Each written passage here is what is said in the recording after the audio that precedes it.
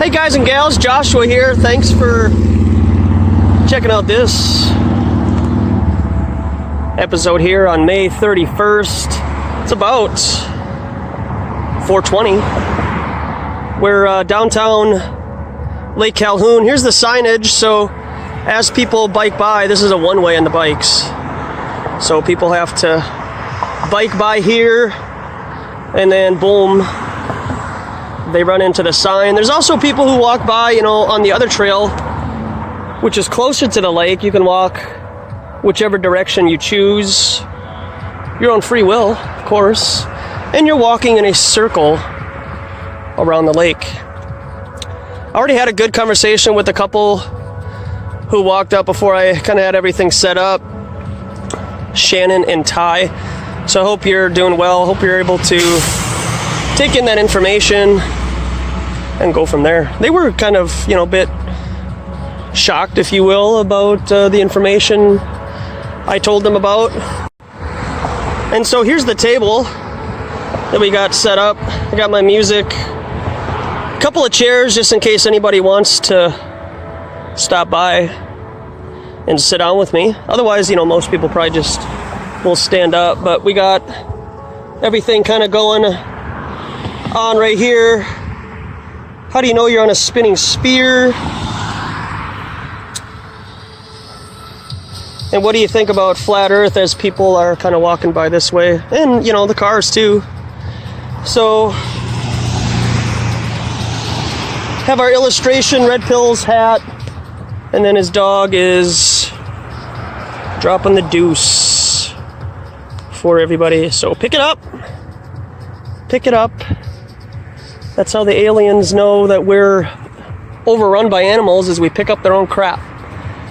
So we'll be out here for a while until the sun travels further and further away.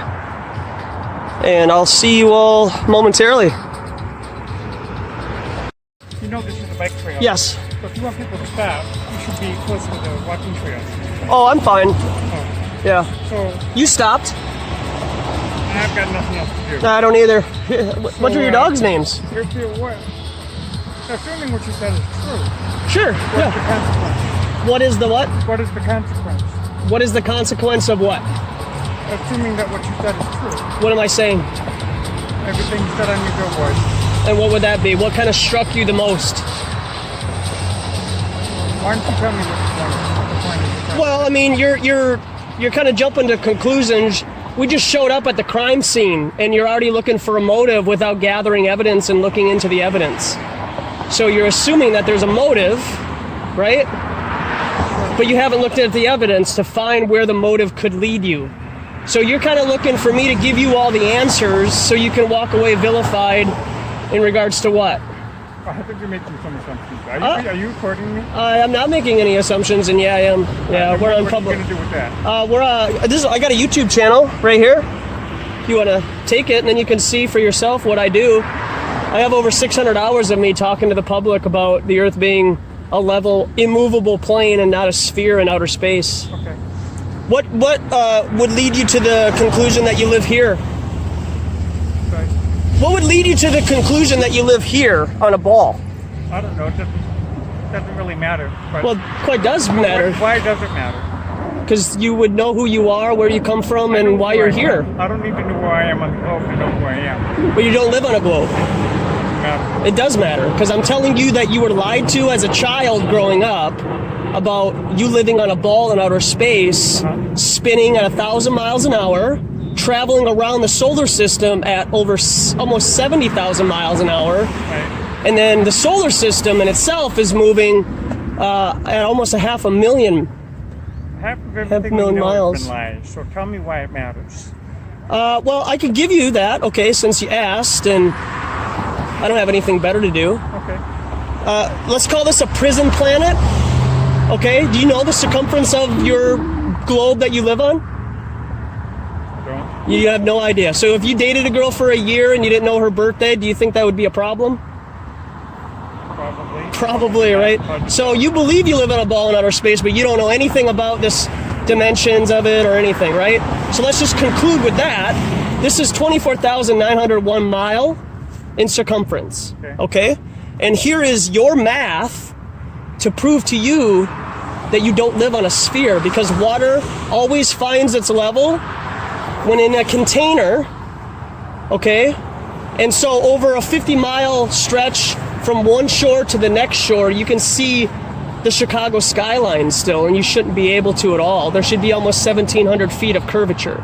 And so with that being said, instead of living on a prison planet where you're limited on resources, land, and water, what if it's a giant tabletop that goes on for hundreds of thousands of miles, and there's more water resources and land for you and I to have our own continent, but they're keeping us here in this location. Who's they?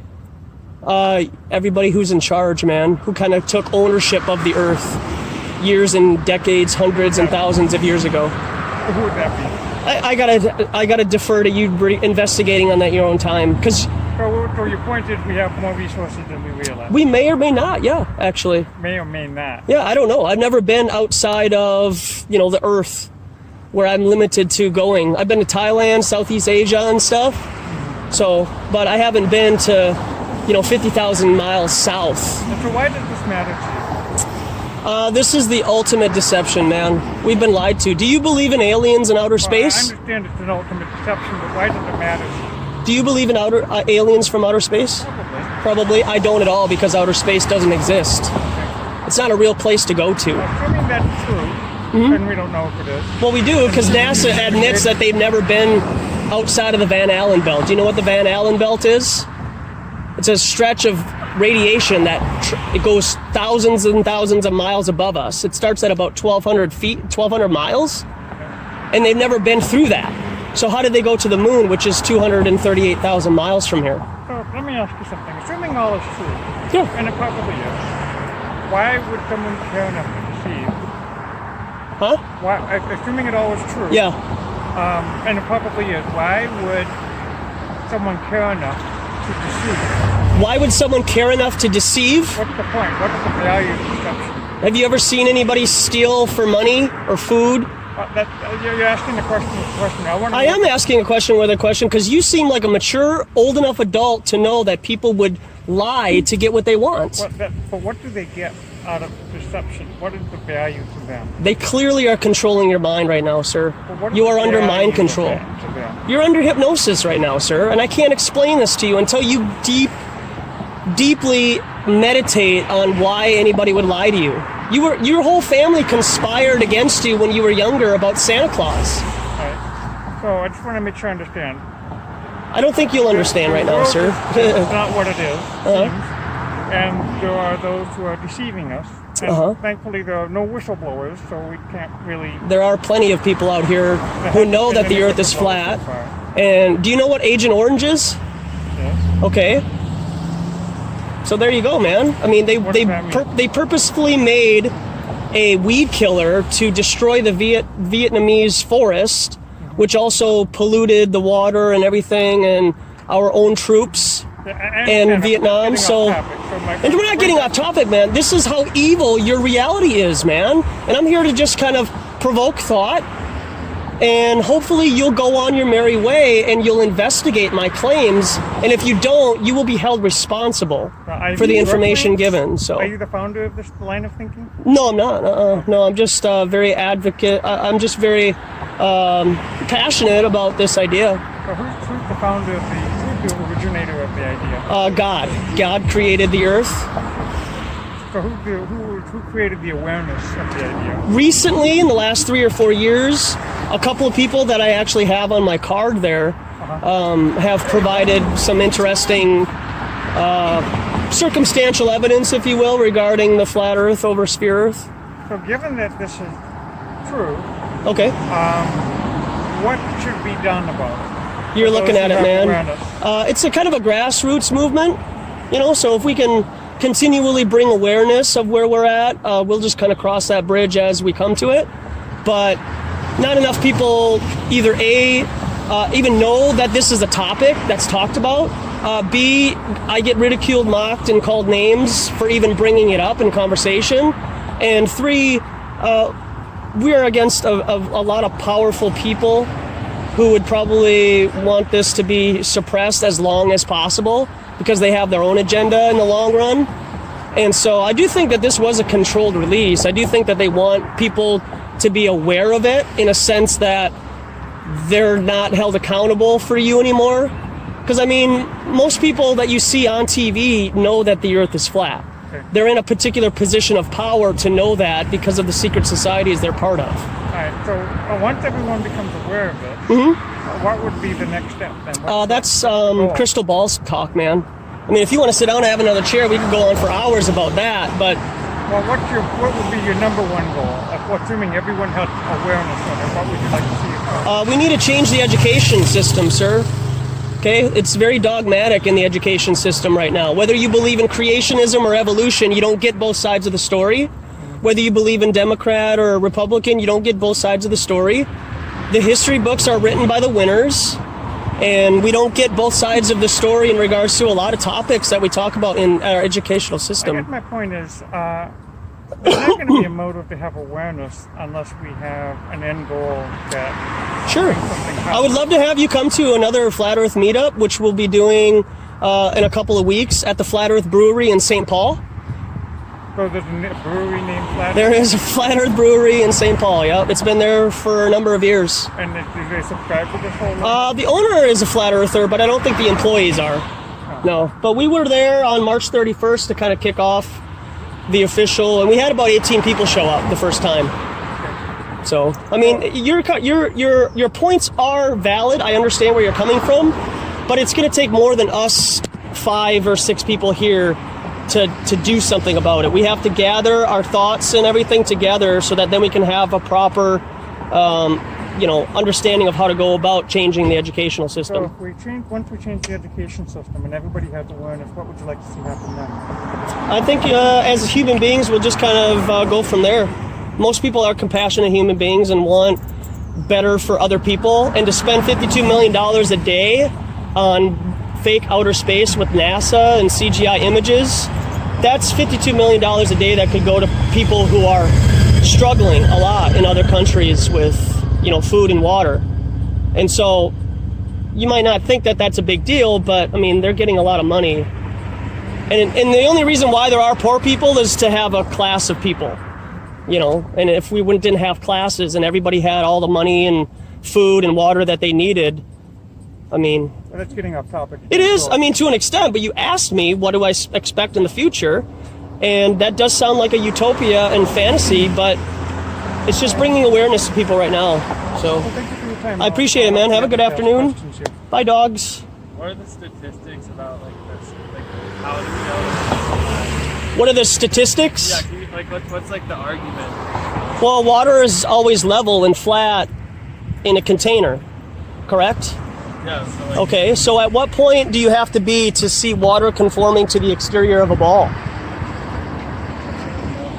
Right? Do you guys happen to know the circumference of where they told us we live on a globe? So you have no idea the diameter of this, but you believe it, right? Yeah. Just la la la la, yeah. Come on, guys. And isn't that a little bit? Do you know her birth date? I'm not. You don't. I don't want to assume that you're dating, but you. Yeah. But if you were dating a girl after a year or two, and you didn't know her birth date, do you think that would be a problem? Yeah. Probably. So the circumference of the Earth is 24,901 miles. Okay? And there is a math equation which breaks that down right here. And so over a stretch of 50 to 100 miles, you should see curvature clearly over a stretch of water, which is level when not moving, right? Yeah, it's got waves. You can't bring to me water curves and then show me somebody dumping water out of a bottle. That's a ridiculous argument. Water doesn't curve on a massive scale like the oceans. And I have proof right here with your math that breaks the curvature calculation down. You want to check it out? I mean, take a picture of it. This is your proof to show you that you live on a sphere or a flat level motionless plane, and that you don't live on a sphere. And you just type in Earth curvature calculation, type in your observer height, you look about 6'2" or so. you know, and you're holding a Nikon P900 camera with 80 times zoom from one shoreline to the next, from 50 miles away, you should see almost 1,700 feet of curvature and not at all be able to see the Chicago skyline. I just got one of those. Right? I can, like, pretty much... P900 debunks globe Earth, like, bar none. I mean, it's unbelievable. Because you can zoom those objects back into focus when you claim an object is going over the curve of the Earth. But it's just basic refraction that you're going to get, just like if you were looking on a sidewalk from, you know, 600-700 feet away, it's going to develop water on it, right? But then you keep walking, well, where's the water, right? So, why do you think we're being lied to about having a round Earth? I get that all the time, and we just showed up on the crime scene. We're just kind of looking over the evidence right now, and you're already looking for a motive. You know, yeah. So at what point do you develop a motive while looking at evidence? You know, you have to start first at looking at the evidence with a critical mind, because for me, almost 30 years ago, I was taught this, and I never looked back into it. You know, and if you don't challenge the narrative now as a critical thinker, as an adult living in this high-tech society that we have, you have all the opportunities to know where you live and who you are. But I'll give you one, and this is a prison planet. There's only 24,901 miles to this. We can't go anywhere else, right? That's why they, quote, explore space. Okay? So we're done with this, right? We're trying to go off onto outer space. But what if there's more land, water, and resources than just here? What if this table represents an infinite plane of water, land, and resources that I could have my own continent, she could have her own continent? I mean, literally. I mean, what if it just expands forever? That's how somehow, like, all these nations came together to agree on Antarctica. Put it together. Like, everyone says, how can all these, like, nations come together for this big giant lie? Yet they all come together to keep us all from knowing what's really in Antarctica. Yeah, it's called the Antarctic Treaty. It was formed in the late 40s, and there's almost 60 countries involved. You know, powerful nations. You know, you're not gonna, have some of your tinier nations go there, but, and they have explored, our plane, and they've also explored the heavens. And to my knowledge, from my opinion on what I feel they found, is that we live under a dome, and that we can't get out. We're in an enclosed system. So I hear a lot of people say, well, when I drive in the car, you don't feel your motion until you roll down your window, right? Well, that's the same that we have here. We have an enclosed system. And so it's hard to go to the gravity thing. Oh, you're taking a red pill. All right, you're waking up, man. And so that's just part of our enclosed system. And water just finds its level, man, And gravity is just a nomenclature for the phenomenon of why things fall to the ground. Buoyancy and density it's just really that simple. I mean, and they use education as a means to prop up the intelligence of knowing where we live and keeping us here, at a lesser kind of vibration and just in kind of dumb mode. Entertainment industry. Right. Have you noticed how every movie starts out with like a picture of a spinning globe or you're like in space or whatever? It's always there. Like they're always trying to like remind you of it, even though you've already been like programmed your whole life. Yeah. Already. Yeah. From now on, count how many times you just see a globe in the background and it has nothing to do with the storyline. I just watched a movie the other day. Had nothing to do with the storyline, but there was a globe there.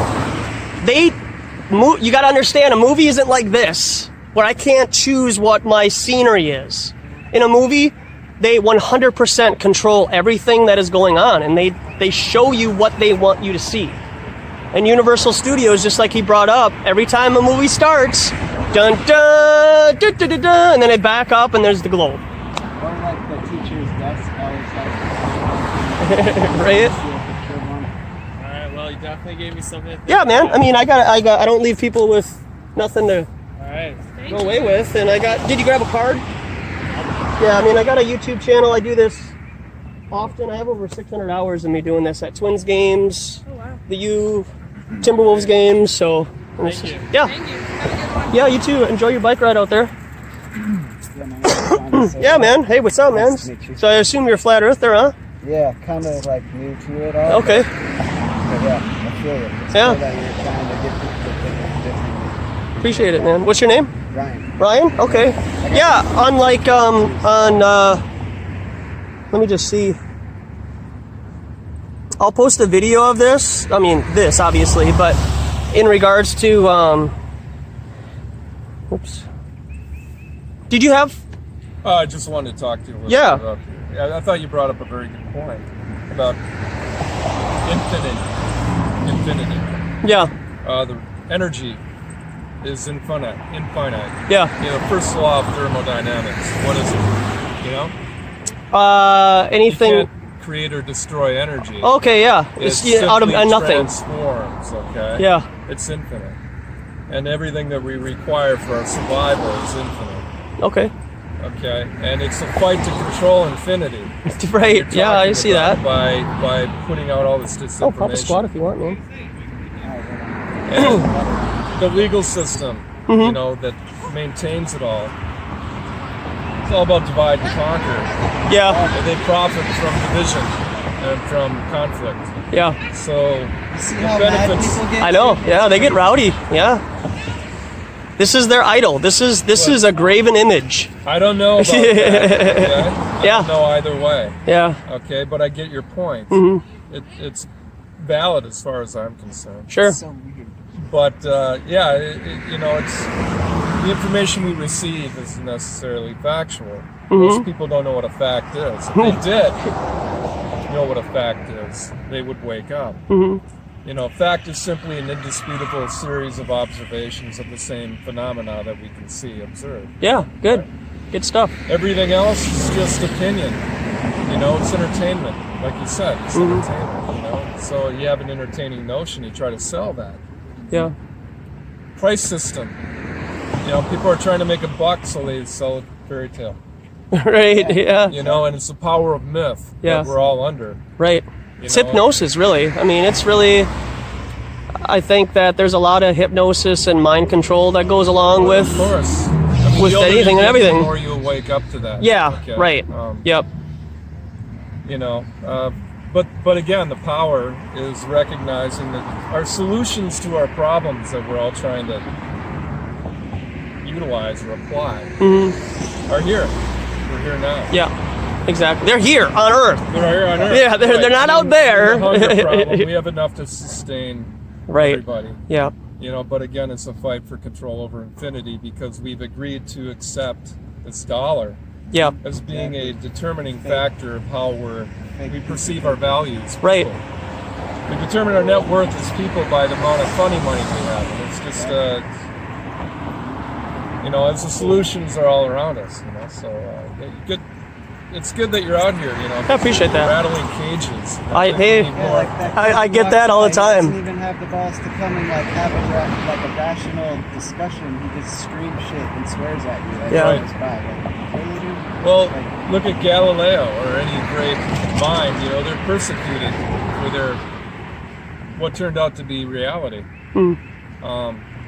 Well, I don't know about Galileo. Heliocentric and geocentric reality. Yeah, I mean, the geocentric, I would fall more in line with that of, you know, what you brought up with facts of just the continual circumstantial evidence that I've seen of the Earth being immovable and the sun and the moon and the stars moving around us. And so I think that they're at that time with Galileo and Aristophanes and all those other people, I think that they were part of a group of people that knew hundreds of years in the future they were the foundation of what would change the minds of people in the future because of what I really think what they were out of the status quo. yeah, I think, and I think that they were really taught that, and that's what the heliocentric model is in it itself, is a religion.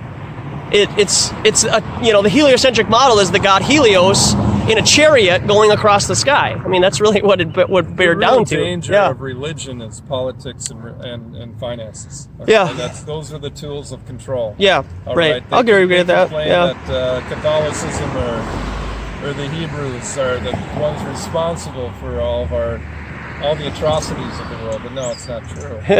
It's politics and money. Yep. I'll try to control everybody. But anyway, I like what you're doing. Yeah, I appreciate it. Pages, keep it up. What's your name? My name's Rob. Rob Joshua. Nice to meet you, Pleasure to meet you. Government of skill. That's the alternative and function of free energy experts. Yes. Working together to solve our most complex problems. That's why they take people like Tesla out of the picture. Yeah. Tesla, prime example, somebody who was put out of business essentially by J.P. Morgan and Company. Right.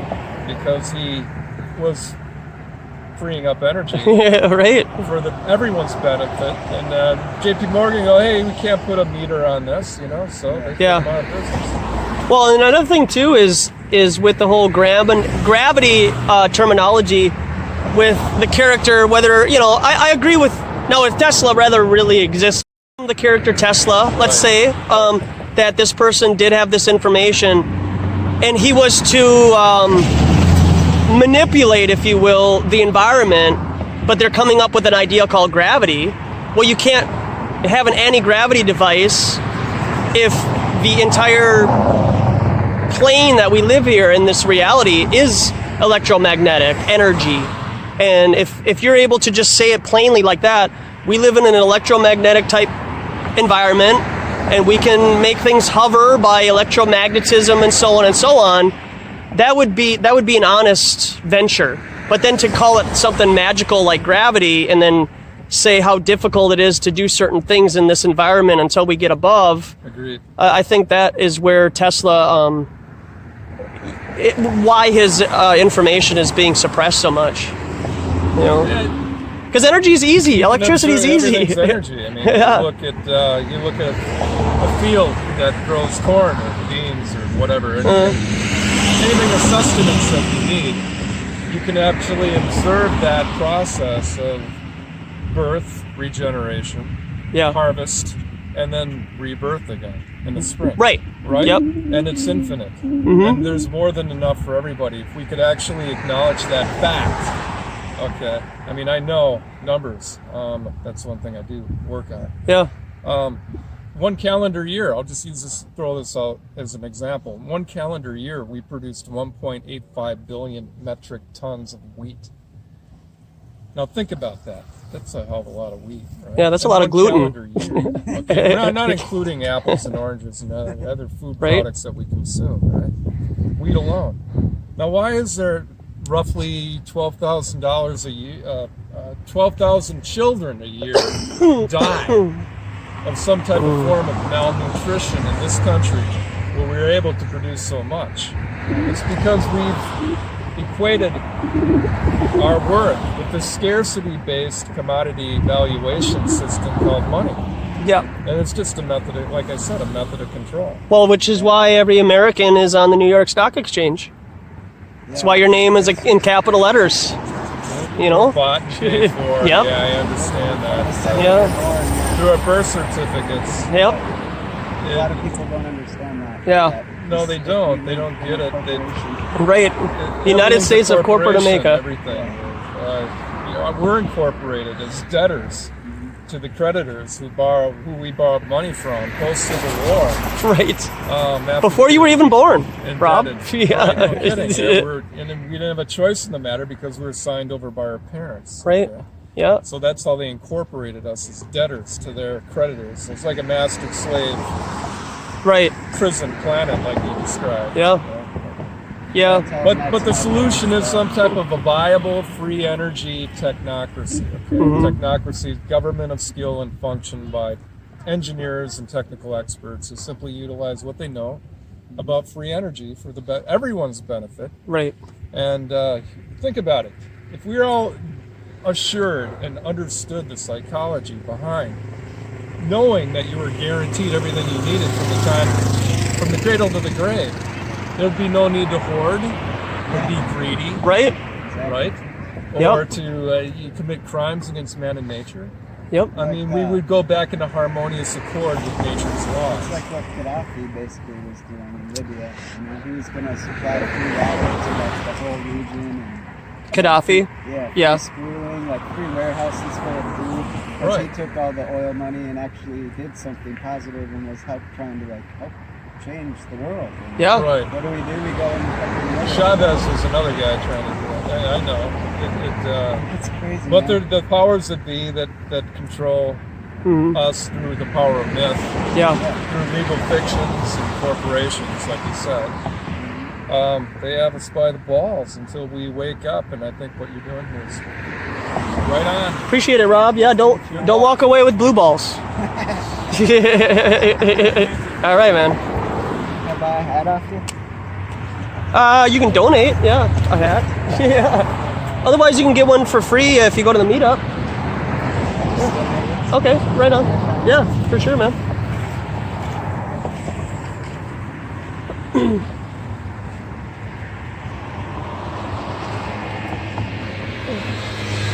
Yeah, we had some good, that was really good conversations. Hope you guys enjoyed that. Hope, I mean, what do you want from me? Here's the cars, Hope it's not too loud. Hope y'all can hear what's going on. It's not windy, it's not too windy. And we're just hanging out. So, having some people stop. So it's about 4:45. So, right on, man. Appreciate it. I can't wait to Walk around with this guy. going to the Laundry Daughters camping next week. And Okay. My one buddy that I'm going with is a teacher, right? Yeah. So I brought this stuff up, and then his brother that I'm going with is a land surveyor. So. Oh, really? Did you know Mark Sargent had a land surveyor on just like last week?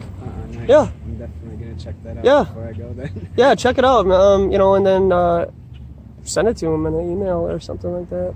Yeah, they just don't even. It's funny, his brother, we went last year and like I had just kind of started stumbling onto this stuff and I just brought up a few points and like, dude, he just flipped out like that Yeah. kid and I'm like, dude, how do you know the Earth is a spinning globe? Have you been to space? Right. I'm like, at least I can admit I don't know. Yeah. And NASA can admit they don't have any real photos. of space. Right. And like people don't get that when you bring it up. Like, Yeah. they haven't like actually looked into it or they refuse to. So then it's like hard to even have the conversation.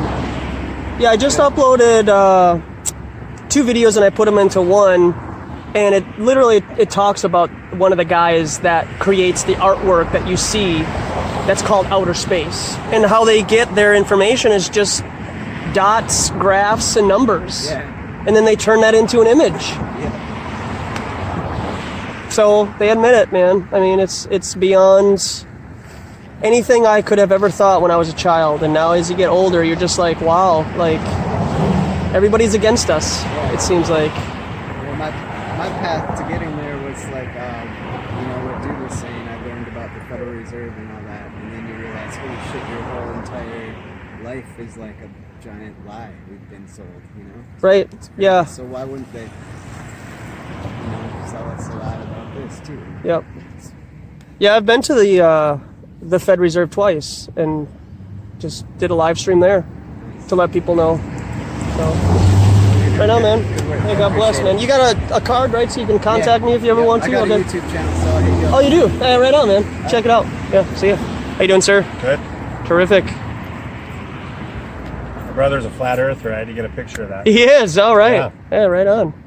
You are skeptical still? Well, I just, I can be convinced, and I just haven't seen anything that he showed me some videos and stuff like that. I just don't, Sure. Are you a numbers guy? My numbers guy? Yeah. Yeah, I'm Do you- good in math. No, math and stuff? Okay. Do you know the circumference of the Earth? I used to know like the diameter. Yeah, diameter is about 8,000, radius 4,000, circumference is 24,901 miles. Okay. And then we have use trigonometry and the Pythagorean theorem that breaks that down.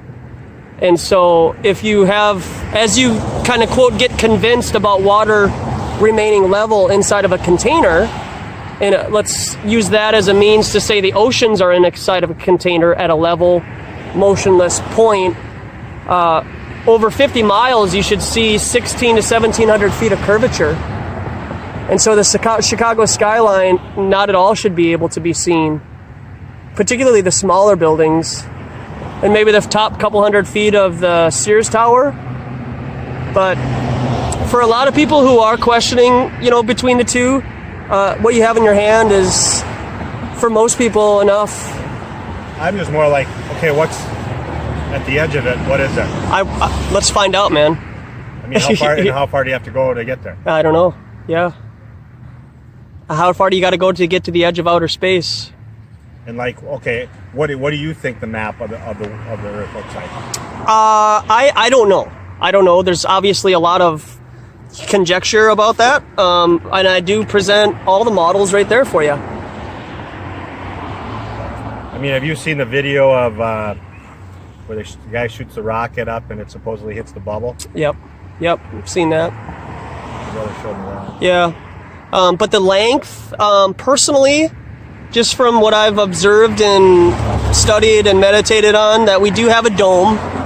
You know, so there is some kind of an enclosure that's keeping us. So what's the sun and the stars? I think the sun and the moon are electromagnetic lights in the sky. Okay. And the moon doesn't reflect the sun's light. And the stars are just really used for navigational purposes on Earth. Okay. And so why does the sun only come up at night? I mean, the sun only come up during the day. Where does it go? Well, if you look here in the AE map, I'm sure you're familiar with that. Not really. Okay, so if the sun were to be over the United States right here, what it's doing is just making a circular rotation around the North Pole. Okay. And so it's closer than what we're taught. So let's even say it's like, just for argument's sake, 90 miles away. It works like a spotlight. And then it's just going to spotlight over that particular region for 12 to 13 hours and then just continue to move on its course. What about when it gets higher or lower in the sky, you know, like as far as the seasons go, like between the tropics and stuff? And so what it's doing now is it's a closer circumnavigation around the North Pole, and as it becomes winter out, it gets further towards the outer ring, if you will. Where's the South Pole? It would, be the outer ring here. Okay. And so in regards to this idea here is called the Pac-Man model. This comes from Ecclesiastes 1:5. Where the sun hurries over, it rises and sets, and then hurries back to where it rose again. And so what this idea is doing is it's like this, and then it just reappears. And so as the seasons change, the sun just goes down further this way. Okay. And so I like to now present all the models, you know, of what a flat Earth could represent, understanding that the globe model is So what do you fantasy. think is out, like, okay, where we are, then what's out there? Like, is there nothing out there then? There was a venture by a guy named Admiral Byrd. Are you familiar with who he is? Yeah, that guy, the North Pole guy? Yeah, North and South Pole guy, yeah. Okay. Most notably for the Antarctic kind of journeys and stuff. And they claim to have found kind of an opening to where there would be more land and resources and whatnot. I think Hitler had a lot to do with exploring the South and just continuing to go further and further out. And I think that there are, you know, Amelia Earhart has been rumored to have found certain things regarding a dome or an enclosure of some kind, or maybe even a border that we can't cross. Is this your website? No, those are just hats that we came up with. That's my YouTube channel right there. Oh, your YouTube channel. Yeah. Okay. And then I got videos Okay. and whatnot. Cool, man. Yeah, appreciate it stopping. Have a good afternoon. Yeah.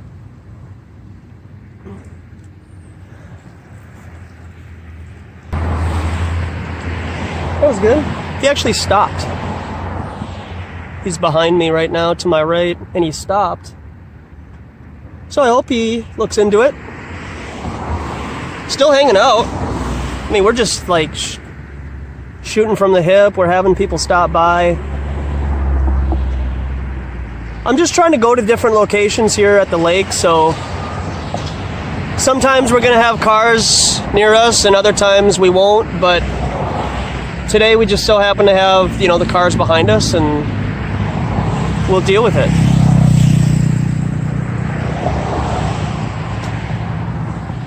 I think people are open to having conversations today. I came out here with that vibe of just, I've been really kind of lethargic lately. I don't know if it's, you know, my stepdad passing or just he's totally playing Hotel Californication from the Red Hot Chili Peppers. Space may be the final frontier, but it's made in a Hollywood basement. Yeah, you know, bud.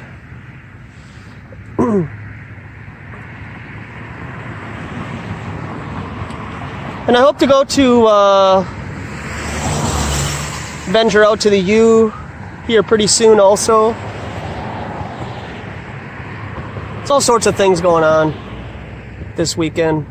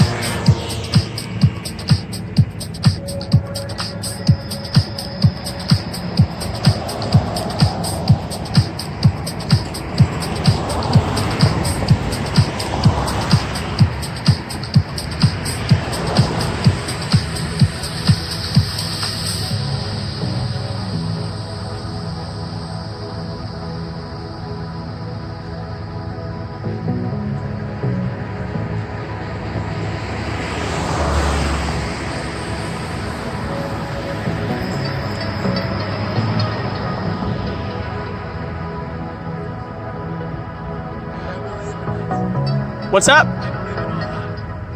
Oh, I know it. So there's a difference between knowing and believing, right? Yeah, well, I guess I know about it. Yeah. How do you know about it? Internet basically. Yeah. YouTube mostly. I have pages that I follow on Instagram. People who are like-minded like this. Sure. As well. What do you know about it? Well, What is this? this is the. Well, do you know the circumference of the Earth? No, I don't. You don't. So, but you believe in my poster, but you haven't gone to the extent of knowing the globe, Not so that you really. can actually learn. Not really. Like I've done like research, just looking at pictures of like just the flat Earth and like no curve and like just evidence of that. Like but I've pictures never and really stuff? done anything more than to find out what the circumference is or whatever the curve. Okay. Because it's best to, like, if you agree with a certain side, it's always best to get the other side, right? Yeah. So the circumference of the Earth is 24,901 mile. Right. Okay. And then it's broken down into this math equation, 8 inches per mile squared. And so that's how you know that the Earth is not a sphere. Right. Because water is level, right? And over a vast distance of water, you should be able to, you shouldn't be able to see objects from 50 miles away, Right. Right. That are just a couple hundred feet tall. Is the moon a hologram? You're not into this, are you? I am, because I saw the moon wave video on YouTube. Uh-huh. It was like it looked like the moon was rendering. It was like, It might be, man. I mean, I don't know. I've never been there before, so that's all just interesting information. But I know that outer space is not real, Right. and I know that water is level, and it doesn't conform to the exterior of a ball. Yeah. So what it looks like, I got plenty of map models, for flat Earth and stuff that I could explain, but that's just philosophy. I mean, that's just talk, but to prove anything, it's really with water and with that math equation. So You on YouTube? I am, yeah. Cool. Yeah, man. From Definitely. my experiences, I have seen a plane in front of the sun, and it made a shadow right in front of it. Did it really? Also making a chemtrail. So that was like a little evidence in my own life to know like that there's something else more than just what the textbooks are telling us. Right. Yeah, right on, man. So, I don't know. It's Yeah. an interesting topic. What do you think about like flat Earth as a whole in terms of quote conspiracy or deception? Is there more to it, or is it just not a big deal? It might not be a big deal, but it's something to keep in mind because we're only going to be here on Earth, I think. I don't think we'll ever go to another planet, maybe. No, So outer it probably space doesn't matter yeah. in a way, Well, if outer space isn't real, right? Who knows? I think that there's a dome over us, Right. and they've even admitted themselves that they can't go past the Van Allen belt. Right. That's up 1,200 miles. Right. That's a massive irradiation belt that goes on for thousands of miles, and then you get somehow out of the atmosphere towards the moon. But some astronauts say they went through the Van Allen belt, and others say they didn't. Mm-hmm. Some say that they haven't seen stars, like the first 3 who went on the moon when they were interviewed, and then now you have astronauts saying that they see the stars all the time on the ISS. Right. So they just that's how lies can't be, consistent, and that's where you find liars, Yeah. 'cause they can't keep their story straight, right? When you tell the truth, you never have to remember what you said. Yeah.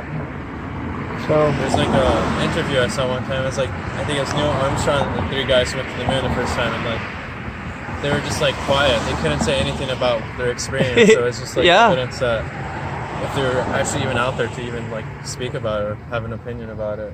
if it happened, I mean, I'm not trying to say like this is how they should have acted, but if you land on the moon, let's say it's the 3 of us, right? And it's a real thing, right? And we land on the moon, right? Yeah. And we turn around and we put our cameras on the Earth.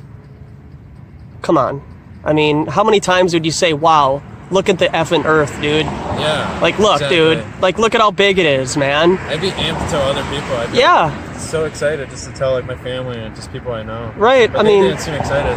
No, they didn't seem. Yeah, they didn't seem like they were celebrating. They seemed like they were kind of maybe getting out of hypnosis, and they realized what just happened. Yeah. I don't know. Seriously.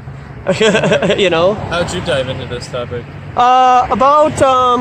Well, this winter will be 3 years. Yeah. And my YouTube was just on autoplay, and Eric Dubé's 200 Proofs came up. And then that was pretty much it from there. I mean, I was riding my car and the playlist went to autoplay. I didn't even choose to get into this. But now that I have, and I've found circumstantial evidence, you know, and in Minnesota, circumstantial evidence can land you in jail. Really? Yeah. Doesn't have to be true or not. It just has to be, hey, I hung out with you, and bada bing, bada boom, you could end up in jail, you know? So there's a lot of circumstantial evidence to show that this doesn't exist and that we've never seen this from our perspective, you know? So, but yeah, I mean, I've always been into questioning authority, you know, and whatnot. Yeah, so, stuff and yeah. what to tell us. How about yourselves? Like, how long have you been into... I think a good year and a half. Okay. Like, I'm firmly starting to do more research. Yeah. Probably a year and a half. Okay. Or a year. But I've been kind of aware of it for maybe 2 or 3 years. Yeah. Yeah. Yeah, same here. Yeah. But yeah, I mean, if you guys are interested in showing up, we got a Flat Earth meetup. No way. Yeah, dude. Where? Yeah, we were just here on Memorial Day weekend. No way. Yeah, here at Lake Calhoun by the volleyball courts. Yeah. This next one will be at the Flat Earth Brewery in St. Paul. Okay. On the 19th at 4 p.m. Yeah, I'm gonna have to take that information down. Yeah. So, and I'll make a kind of a trailer for it on my YouTube channel, just as a reminder. But what's the date of it? The 19th? Yeah, the 19th. That's a Saturday, right? June 19th? Yep. 4 p.m. St. Paul. Let's see here. Let me just make sure. Oh, no. The 16th. The 16th. The 16th, yeah. So I'm just coming up with this now, really, like, just today. Like, I'm like, oh, we got to do another one. So we had a good turnout. The first time we had a Flat Earth meeting was at the Flat Earth Brewery on the 31st. It's called the Flat Earth Brewery, in St. Paul. And what's, like, the whole idea of it? Like, what's the... Well, they're their own brewery, you know, they brew their own beer and stuff. Flat Earth Brewery? Yeah. That's sweet. And the owner's a Flat Earther, but the, you know, patrons and the employees, they're not. They're just, you know, it's just a novelty to them, you know, like, I mean, anything. And so yeah, the 16th, 4 p.m., Flat Earth Brewery. Sweet. That's it. Consider it. Yeah. So yeah, think about it. Cool. So, anything else? I mean, you guys have any questions or concerns or? What other evidence is there that most people wouldn't know? Well, I just posted on my channel a 40-minute video where the people who come up with the idea of drawing space, what they do is they get their information from, you know, dots, numbers, and graphs. Yeah. And then what they do is they conceptualize what that might look like in outer space, and then they create it on a computer. So they're literally telling you that they create outer space to give you the imagination of outer space, but it's not real. Yeah. It's like CGI. CGI, man. Photoshop, composites. And legally they have to call, you know, stuff like this an image. Oh, yeah. That's one thing I tell people. Have you ever seen a picture of a real satellite? Right. And who's taking a picture of the satellite? Right. Yeah, right? Yeah. They got another satellite up there taking pictures of other satellites. Are working from satellites, and like we get no services in like the weirdest spots. And for my like knowledge or like my awareness, I feel like if we have a satellite in the sky, we should get service everywhere. Everywhere. But we don't. We got towers. I have an article here. It's from Newsweek, 2015 in April. Talks about 99% of all communication done on Earth is through fiber optics and ground towers. Really? So undersea cables travel from one continent to another. Yeah. And then they just post up towers. Exactly. I mean, they even admit that, you know, fiber optics is 8 times faster than satellites. Dang. So what's the even point of using satellites? Right. All of our communication on Earth is done with high altitude balloons, drones, and ground towers. You can triangulate your position like a triangle with 3 positions. That's how you get your GPS. Exactly, yeah. So it's all around us. It's just a matter of whether people think it's important, to them or not. and if they want to trust their education when they were 10 years old. Yeah. Right. You know, so. What about this map? Do you think that's how the Earth looks like, or do you think it just keeps expanding? I think there is a firmament or a dome above us that we can't get out of. So, okay. And so, do you think this is like a world of itself, like a dimension, or like? I think it's in an enclosed system that we can't get out of. Yeah. Now, whether that's like a snow globe where it's like this, where we're inside of it, and then there's an edge to the dome. I think that it's just an infinite plane with a firmament above us that we can't get out of, because that's God's dwelling. That's not that's not where we belong, right? Yeah. We're humans, right? And so that's a prideful and egotistical thing to think that you can travel up to the heavens, which is why, in a sense, you can see how, like when they tried to create a tower to reach the Babel, the Tower of Babel to reach the heavens, God destroyed that. Yeah. Now, whether you want to call that now CERN or some other way to try to break through the dome firmament, I don't know what that would be now. Yeah. But I think that we have an infinite plane with unlimited resources, water, and land that they're keeping from us for sure. Yeah. Yeah. Whether that's an ice wall or not, I don't know. Never been there before. I've seen pictures, right? But that's a straw man argument, because you're saying that these pictures aren't true, but then these pictures about an ice wall are true. So it's like, where can we meet halfway to come up to some agreement? Yeah. And I think the agreement that I can get to with people who think this is hilarious to them is just saying, I don't know. Yeah. And just admitting that you don't know. But a lot of people who take pictures like that young lady did over there, and people who walk by and mock and call me names, what they're really doing is trusting in what they were taught at 10 years old, when they were malleable, when they were innocent, when they never questioned authority, or you get the belt, right? Yeah. I mean, let's be real here. Just going with like their built-in knowledge or logic, I guess. Yeah, and just, there's a lot of peer pressure in that too. I mean, if you think that the earth is flat and you're amongst all your college friends and buddies, I could equate that to if you're homosexual and you're hanging out with your college buddies in the locker room. Yeah. Are you going to tell all your friends that you're homosexual or not? Probably not. So there's probably just as many closet flat earthers out there as there are people who do question authority, but just the peer pressure, their job, their family, keep them from really talking about it. Yeah. For me, it's just like, it's a theory, and just like almost a conspiracy theory, because I don't believe there's space either, but I don't believe it's a flat earth. So like I'm in the middle of it. Yeah. Like, going with the flow of like who cares what it is, like it doesn't matter. Yeah. We're just on this planet for one good reason. Yeah, I get what you're saying. And I think we're not meant to leave here, because like you said, there's infinite like space. Yeah. On this planet. There's enough trees. Yeah. There's enough water. But that's like their way of scaring us. Right. And you and I, let's even just philosophize about you, me, and him could probably have our own continent. Yeah. If the government gave me enough resources, food and water to travel 20,000 miles south, and whether it be a boat or an airplane or sled dogs or whatever, I don't know. But if we were just given the opportunity to just venture out and do our own thing, who's to say that couldn't be true? But there is an Antarctic treaty which holds us in, and they use the AE map as a means to keep us in, and there is a treaty out there. It was created. Where's that on? NASA? That's the UN map flag. UN, yeah, that's the UN flag. Yep, with 33 increments there. So. What does 33 mean? Well, I mean, there's a lot of conjecture about what the number 33 means. Yeah. It could be the highest rank in Freemasonry. Oh yeah. It's the age Jesus Christ died and rose from the dead. Oh. So there's a lot of different things that you can look into 33. Yeah. But it is funny that how often you'll see the number 33 in the news. Really? Yeah. I'm gonna just type in the number 33 and go to news on Google. Really? I'll guarantee you in the last week you'll have something that comes up, and it'll just be like 33 people died from hurricane or something. I don't know. But I know for a fact that in the last month, Bill Gates came out with something saying that a major epidemic will come in the future, like a virus or something like that, and it will kill 33 million people. Oh shit, 33. Right.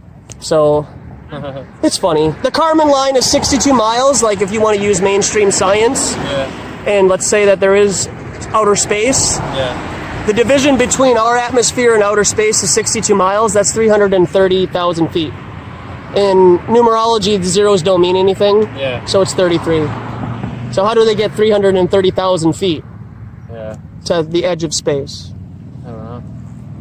Right? It's their way of communicating with each other to know whether or not something's true or a hoax. Yeah. So, It's awesome that you're doing this. yeah, I appreciate it. Yeah, it's fun. I mean, it's a nice day out, and I got nothing better to do. So, Yeah. yeah, Can I have one of these? yeah, go for it. Yeah, it's a red pill, man. You're committing to waking up now, We're right? in the Matrix now. We're waking up. We are. Wake We up, are man. in the Matrix, man, for sure. Want a red pill? We call people purple pillars who like believe in aliens, 9/11's a hoax, JFK, like all these other conspiracy theories. But then once you talk about flat Earth with them, they're like, "You're kidding, right?" That's a purple pillar because they can't get to that next point of saying, like, they'll believe in Bigfoot, right, Yeah. in the Loch Ness monster, but then when you talk about flat Earth, they want to hang you, Yeah. you know. But point. and then there's a lot of blue pillars, just people who just love the system and the government would never lie to them, but your parents as a child conspired against you for your first 10 years of your life, and Santa Claus was real, right? Yeah. So, but yeah, Literally, as humans, we could literally be told anything from the start of our like existence and really think that's our world, you know? as children. Well, it's like the Truman Show says, Yeah. people accept the reality in which they're presented. Yep. So, So if you don't believe in science, what do you believe? who said I don't believe in science? All right, made bad assumptions. Yeah. What do you believe? I mean, you're wearing, that's a pretty provocative t-shirt right there in itself. This is actually very ironic that I'm wearing this. It's not ironic. I run across people with NASA shirts on all the time. I mean, that's classic, man. I appreciate you stopping. I have cystic fibrosis, which is a terminal illness. Deals with the lungs, small intestine, and the pancreas. So when I was born, I was told that I wasn't going to live past my teenage years. I'm 37 now. So I trust science. And there's a difference between science and scientism. That is scientism, because you can't ever been there. I do agree with. Okay. I'm more of a philosopher, not like a scientist. So we're all scientists, though. And so I do respect the fact that you question things, because I think you're right that today's day and age, people rely too much on science. Yeah. I think that's the only way to find truth. Or math, numbers. Or math. Yeah, exactly. So in that respect, I absolutely agree. What I guess would say is, what is your proof that we live in a flat Earth, as opposed to a round? Isn't science about debunking, like falsifying something? So if I falsify the globe, would that do it for you? Would then that lead you to the direction of maybe the Earth isn't flat, like he said. Maybe the Earth isn't flat. Maybe it's not a globe. I don't know what it is, but if I could falsify this, would that lead you to question more about what you're wearing? What do you mean what I'm wearing? I mean, you're wearing the solar system. Not at all, man. That's not, no. Those are just wandering stars. Do you know what the definition of a wandering star is, or a planet? No. Yeah, they're interchangeable. So a planet is a wandering star. It's just a light in the sky that's not fixed in its position. It just moves in a particular pattern. And so to assume that that's a place that we can venture to, that is a theory. That's theoretical physics. I assume you're skeptical of the government, which I am too. Yeah. I question authority everywhere, though. But do you take it to a certain... Because it's like... Well, we'll get to that later. But, I guess, what is your basis for believing that the Earth is flat? Okay. Do you know your model? Do you know this pretty well? You know the circumference of your own planet that you live on? No, not on the top of my head. No. Do you know any of the circumferences of those planets that you have on your t-shirt? No. Okay, so you're just... What are you even doing? Well, I mean, if you dated a girl for a year or two and you didn't know her birth date, do you think that would be a problem? I guess I'm not seeing the correlation. Well, the correlation is you believe that you've seen this from the visual that you have. Let's say that your eyes are the moon. Yes, I get what you're saying. Okay. Yes. Essentially. Okay, so You say that essentially the world we live in is only our subjective perception, as opposed to like an objective reality. no, there is an objective reality, and Okay. this is not it. Okay, so This is how 20 do you know what the objective reality is? This is 24,901 miles in circumference. Okay, that's how you see a ball. Okay, and then you use this right here. Since you're a math guy, I'd encourage you to look at that. I'm not a math guy. No, you're not a numbers guy at all? No, you have no idea what numbers mean? Okay, so this is the Pythagorean theorem. Yes. Okay, 8 inches per mile squared. That makes this. Okay, these are married to each other. Okay, and over 50 miles from one shoreline to the other, you can take a picture of the Chicago skyline and still see. know, buddy. Hey, Marion. Take it easy. Yeah, take it easy, guys. Have a good walk. You can still see the Chicago skyline. Even the smaller buildings, they should be obscured by 1,700 feet of water curvature. So from an observer height of 6 feet, you take a picture, you shouldn't be able to see the Chicago skyline anymore from 50 miles away. Because it curves, right? You're curving it. You're looking straight ahead, and those buildings should be obscured by the curvature of the Earth from 50 miles. So then how do periscopes work? How does the Coriolis effect work? Because if the Coriolis effect is true, and you can tell, like for example, somebody can tell me that a sniper from 3 or 4 miles away uses the Coriolis effect, then why don't airplanes do the same thing? Why can't I just hover in a helicopter 30,000 feet and just wait for my destination if the Earth is spinning? Hold firm to your convictions. Hey, thanks, Rob. He stopped by earlier, so. You know what I'm trying to say here? Like, do you know that the Earth is spinning also? Right? I mean, So not only is I can't tell right this second that Right. we're spinning. I mean, right, and so what do they tell us? The nomenclature is that we don't experience spinning, and water can conform to the exterior of a ball. What's the word that they tell us to explain this away? Gravity. Oh yeah. What? So you don't believe in gravity?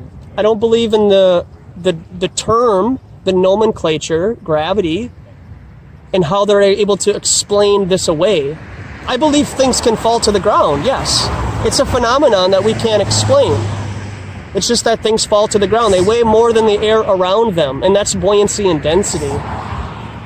It's really that simple, So man. why? I guess. What would be the motive for the government to lie about this? What's the point of it? For you real quick, okay? You didn't know the circumference of the Earth. That's evidence. I just gave it to you. I gave you this. This is more evidence to show you that water doesn't conform to the exterior of a ball. It's flat. That's evidence. We are at a crime scene, and you're asking for the motive already. Well, I'm asking, like, what is the point of why? Who cares? Essentially, I've been into like, this for what- 3 years, like, and I have a good understanding of what the motive might even if be. the Earth was flat, does it change anything? It changed everything for me. Why do you think I'm here? In what way? You can't say that my testimony of me being here, knowing that the Earth is flat, hasn't changed me. Well, does it change your day-to-day life? I mean, does it actually? I'm change, here in my like- free time. I'm not at home playing video games, Sure. eating, going to the beach. Well, like, does it? What does it change other than that? I mean, You know who you are, So where even you if the Earth come was from. flat, it doesn't- Do you want to hear my answer? You're talking over me. I'm Okay, just- you're asking me. It changes who you are, where you're from, and what you are, and who created you. Okay, who created us? I believe Do you that God. believe in God? Okay, Yeah, so I this believe is a, there's God's- a religious connotation. That's not religion. Believing in God, Well, it's- believing in God and it's- religion are it's- two different well, things. That's a sure. religion. Your shirt is a religion. No, to a certain Yeah, it extent. is. You're taking someone else's testimony about what that's supposed to look like. You've never been there. You never will. And you believe it, and you walk around with that t-shirt. But you don't even know the circumference of the third planet from the sun. Well, I guess I could say the same thing to you. You could, but I can admit it. See, that's the difference. Is I can admit No, I don't actually, know. I can admit I don't really know exactly where we are. This could be a But what about the simulation. light in the sky? How far away is Well, that? I mean, I don't know. You don't know. Go by the. You don't know. So what- there's a big. We can go by what we are. Yeah, told, we're or we supposed can to. go Why by wouldn't what- you? But how would you know any different than anyone else? Observations, tests that I can do. Okay, so have you tested to see how far we are from that thing up there? I don't know. Okay, so nobody knows that. 93 million miles is what they tell us. Yes. So would you believe me if I told you that it was 93 miles, not 93 million miles? I mean... Because the same shadow stuff that they do with sticks in the ground hundreds of years ago, that can be done on a flat, immovable plane with a local sun also. The sky isn't going to tell you that the Earth is flat, though, bud. Water will. Using a gyroscope will. So, how old is the Earth then, in your opinion? Or I don't know, man. From what the timeline that most people would agree with in the Christian realm, no more than 8,000 years. And why do you say that? Or why do you think that? I mean, is that based off of... It's based off of timelines and how people lived and were born and then died in the Bible. Okay, so you are basing it off of the Bible, though. I want to make something clear. I became a flat earther before I knew the... So you are still kind of... Okay, can you listen to what I have to say? I'm just saying that you are kind of... I became a flat earther before I knew the Earth was an immovable, motionless plane in the Bible. Okay. So I could make my own observations, come to my own conclusions without run into the Bible. I gotta get the Bible. Let's write it out. Come on, man. Well, I mean, give me some credit. I believe that Christ is God. I believe the Bible is true. The Bible has existed for a long time. That's why I asked. It has been. It has existed for a long time. It's hard for anyone to say, I originally came up with it myself when, I mean, the Bible's been around for a long time. So, I mean, but Bible being around for a long time, what is that? What is the point of that? What are you trying to? Meaning just your beliefs tend to be very similar to what the Bible is essentially saying. I mean, it is kind of. It is kind of an awesome feeling to trust in the flat Earth and know that the Earth is not this anymore, and then go back and look, have somebody show me, hey, did you know that the Bible also says the Earth isn't spinning, that it's fixed and it's not moving, and the skies and the sun and the moon move around us, and it's a geocentric environment? That would, yes, confirm my, quote, belief in flat Earth for sure. But you are saying that you believed all this before you even read the Bible. You didn't come to any of these conclusions because of your religious belief. No, I just told you that. Okay. I do understand what the Bible says, but I didn't look into the Earth being fixed and immovable until afterwards. It just seems like this is my experience. Correlation between the Bible and what you're saying, I guess. So there is, because how old are you? 23. Okay, I'm going to slow it down for you, okay? I investigated flat Earth first. When? How old were you when you first? About 3 years ago. 3 years ago. Yeah, and I'm 37 now. And you weren't religious or... What is this religion thing? Because, I mean... Do you know what religion means? If you say Do you know what religion means? Christian, I mean... That's not religion. That is. No, it's not, man. That is Christianity. No, it's not. It's not. Okay. It's not. It's not religion. No, it's not. Trust and faith in Jesus Christ dying for your sins is faith, not a religion. I'm not accountable to any church, any body of people, any organization that I have to give alms to then have communication with God. I can talk to God right now through faith in Jesus Christ. That is faith. Religion is conforming to a particular mindset and then having to go through another person or another entity, another group of people, and trusting in what they say. And that's why the Catholic Church, for example, kept the Bible from a lot of people who were illiterate, because they didn't want people to know that. They didn't want people to know about God or Christ or anything. They wanted people to trust in the church, much like how people now are trusting in the state through their educational system. So how about Protestants? Aren't they kind of a rejection of like the church and more of like... I don't know what Protestants is. I don't know what evangelicals are. I don't know what Catholics are. I don't care what these people are, man. That's all religion. That's all people who gotta say like, oh, be part of this group. Okay, so you still have your own individual faith, right? Yeah. Everybody should have their own individual faith. Because you and I aren't going to stand in front of God and hold each other's hand and say, "Oh God, I hope He accepts us and brings us in." Yeah. No, See, I don't it's just me, believe man. in God or hell or heaven or anything. And that's where objective reality comes into play. Because your belief, or your knowing, or your knowledge about whether heaven or hell is real. But also, I'm not a proponent of scientism either. I'm not out here saying that science is the only way to truth. Science is everything. Great. I totally reject that. Okay, that's good to hear. I'm more of a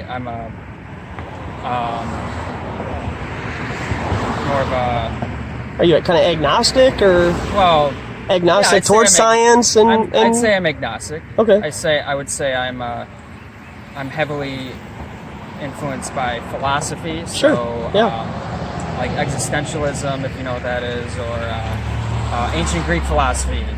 The skeptics, for example, who questioned, essentially kind of like what you're doing, they questioned reality and what, there was radical ones that, would go as far as saying that nothing exists at all. Right. Yeah. So then how can nothing be created into something?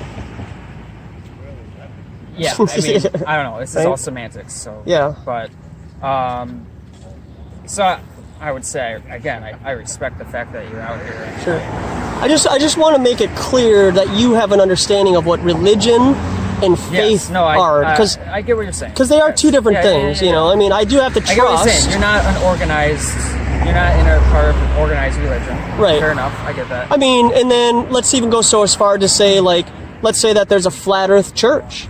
Because a lot of 501(c)(3)s won't talk about flat earth because they're tax exempt, right? And if you're tax exempt, then that means that you have to kind of abide by governmental rules of what you can and can't say. Flat earth is one of those topics that you can't talk about. Now, you can bring it up and say, have you looked into this? But you'll see more pastors and whatnot talk down about it and ridicule and mock it. So they're not even open in that aspect. They still trust in science. They still trust that people would never deceive them, but then they're reading a book about how the devil deceives all nations, right? And so, if there would be a flat earth church where people talked about flat earth openly and comfortably, I wouldn't be able to go to a church and talk about flat earth amongst Christians because they think I'm crazy, right? Yeah. But, as a collective body of people coming together, people would identify that as being a religion, but really that's just a bunch of like-minded people getting together, no different than getting together at a bar, to watch a basketball game, Sure. tonight at B-Dubs, right? So, is that a church? Is 10 buddies getting together to watch a basketball game? Well, is that religion? Well, and going along with that, that's why I oppose to, kind of this new atheist group where it's like, again, they're heavily scientific, and then they're, it's like their own club, their own religion, right? Which is like atheism. And I don't go that far. I don't treat atheism as a religion because that doesn't make sense. Right. So it's supposed to be the opposite. Yeah. So as a free-thinking person, a free-spirited person, I'm very similar to you, where I question everything. I question authority. I question whatnot. Yeah. And with regards to the government and stuff, I'm probably even more radical than you are. Actually. With regards to government stuff, but I've picketed outside of our Federal Reserve building twice. Okay. So do you want to come to the Fed Reserve with me and hold a sign? I'm somewhat of an anarchist. Actually, okay. So, but not like. Is it kind of like not the and I'm afraid to use that term because I don't want you to judge me to think I'm like one of those people I'm not like a revolutionary anarchist. Okay. I am. This is quite revolutionary. Well, I guess what my point is that is you see the stupid media, the portrayal of people who are anarchists are usually people out throwing rocks, and I'm not that type of person. Your Antifas and stuff like that. Yeah, exactly, Antifas. But a lot of that is run by the state. Exactly. So you can't even take that stuff from the media, which is why I don't fuck the media. So but yeah, so look, I'll say this. I'm open-minded. Mm-hmm. You're more open-minded Because- than most in regards to people who wear that type of shirt. I'll just, And I'll give you that. You know? I don't know. It's kind of ironic that I wore this. Yeah. It's just kind of a random occurrence that you happen to be here. Yeah. But It's never random. It appears to be random. wow. If you know? sure. But so another interesting thing is my brother. He works for Tesla. And obviously, Tesla, Elon Musk, SpaceX, etc. There's an alleged car in outer space Right. now. Yeah. I guess my question is like, does my brother know things that I don't know? Do they tell? No. I think it's all compartmentalization, to be honest with you. Meaning that I work for a company that makes circuit boards for rockets. You work for the navigational company that works for the rocket industry, and this guy works for the fins that go on rockets. They don't know when or what the stuff is going on, but it all comes together and everything's compartmentalized. So they wouldn't really know about. They wouldn't tell them. No. That. Oh, by the way, this is actually just all like staged or something like that. Not unless they're high level. They sign non-disclosure agreements. Even that far, that's not proving anything really. There's just a lot of compartmentalization that goes into faking space and the ISS. If you watch the ISS, you can have that DVD if you want. If you watch ISS videos, you can see them, what appears to be them hanging upside down. Augmented reality, green screens, them just disappearing behind a wall. Literally disappearing. And it's like, nobody questions this stuff because it's coming from a particular level of authority that they know better than I do because they went to school for it. Right? Yeah. But that doesn't really prove anything. That just means that you're more indoctrinated into this reality in which we live in, and numbers, are your God. Because if you can't prove it by numbers and maths, then it doesn't exist. So you brought up Tesla. Well, and I'd actually go a step farther than you, though, and say that, math isn't like the answer to everything, though, either. No, I don't think so either. Oh, I thought you were saying No, I don't think so either. It's a language. Yeah. And it can be 'cause manipulated. Because ultimately, I guess what I think is like, we constructed these numbers so... We constructed these numbers to conform to this. Yeah, right. Yeah. To conform to our supposed reality. And, Right. It's a language. As all languages are. Languages are just constructed human things that we use to communicate, but... Well, the thing about whether these words, like the word grass actually means what it says, we don't know, right? Right. So it's kind of like the same thing with this, where it's like these are just all these numbers, and do we really know, where we are? And again, like, I would love to try to go up to space myself to test it myself, but that's like kind of out of the realm of possibilities, for sure. Yeah. So, and then those that trust in that type of experience, that then would become, scientism. Because then you're trusting in something that you can't test yourself. And I see where people get religion and faith mixed up. Where they're like, well, you trust in some book, and testimony of men in there, but then that brings it back and says, but I'm not giving alms. I don't have to do anything to appease God. That's the thing. And I guess they would say, well, there's works, and the works are trusting in Christ, right? That's your works. And so, but then I have works and testimony right here, where when I get asked the question, why is it such a big deal? How does it change your life? And it's like, well, doesn't my testimony, by me bringing all this stuff during my free time, show the importance of knowing the other side of the story? And back to the numbers thing, with numbers, they can be created to lie and to show something that manipulate that's not there. Yeah. Just like English. I could use English to deceive you in a way that wouldn't appear that I'm lying, but I'm telling you the truth. Yeah. And that's what the mainstream media does a lot, is they manipulate words in such a way that they could say school shooting. Oh, yeah. Right? School shooting? Yep.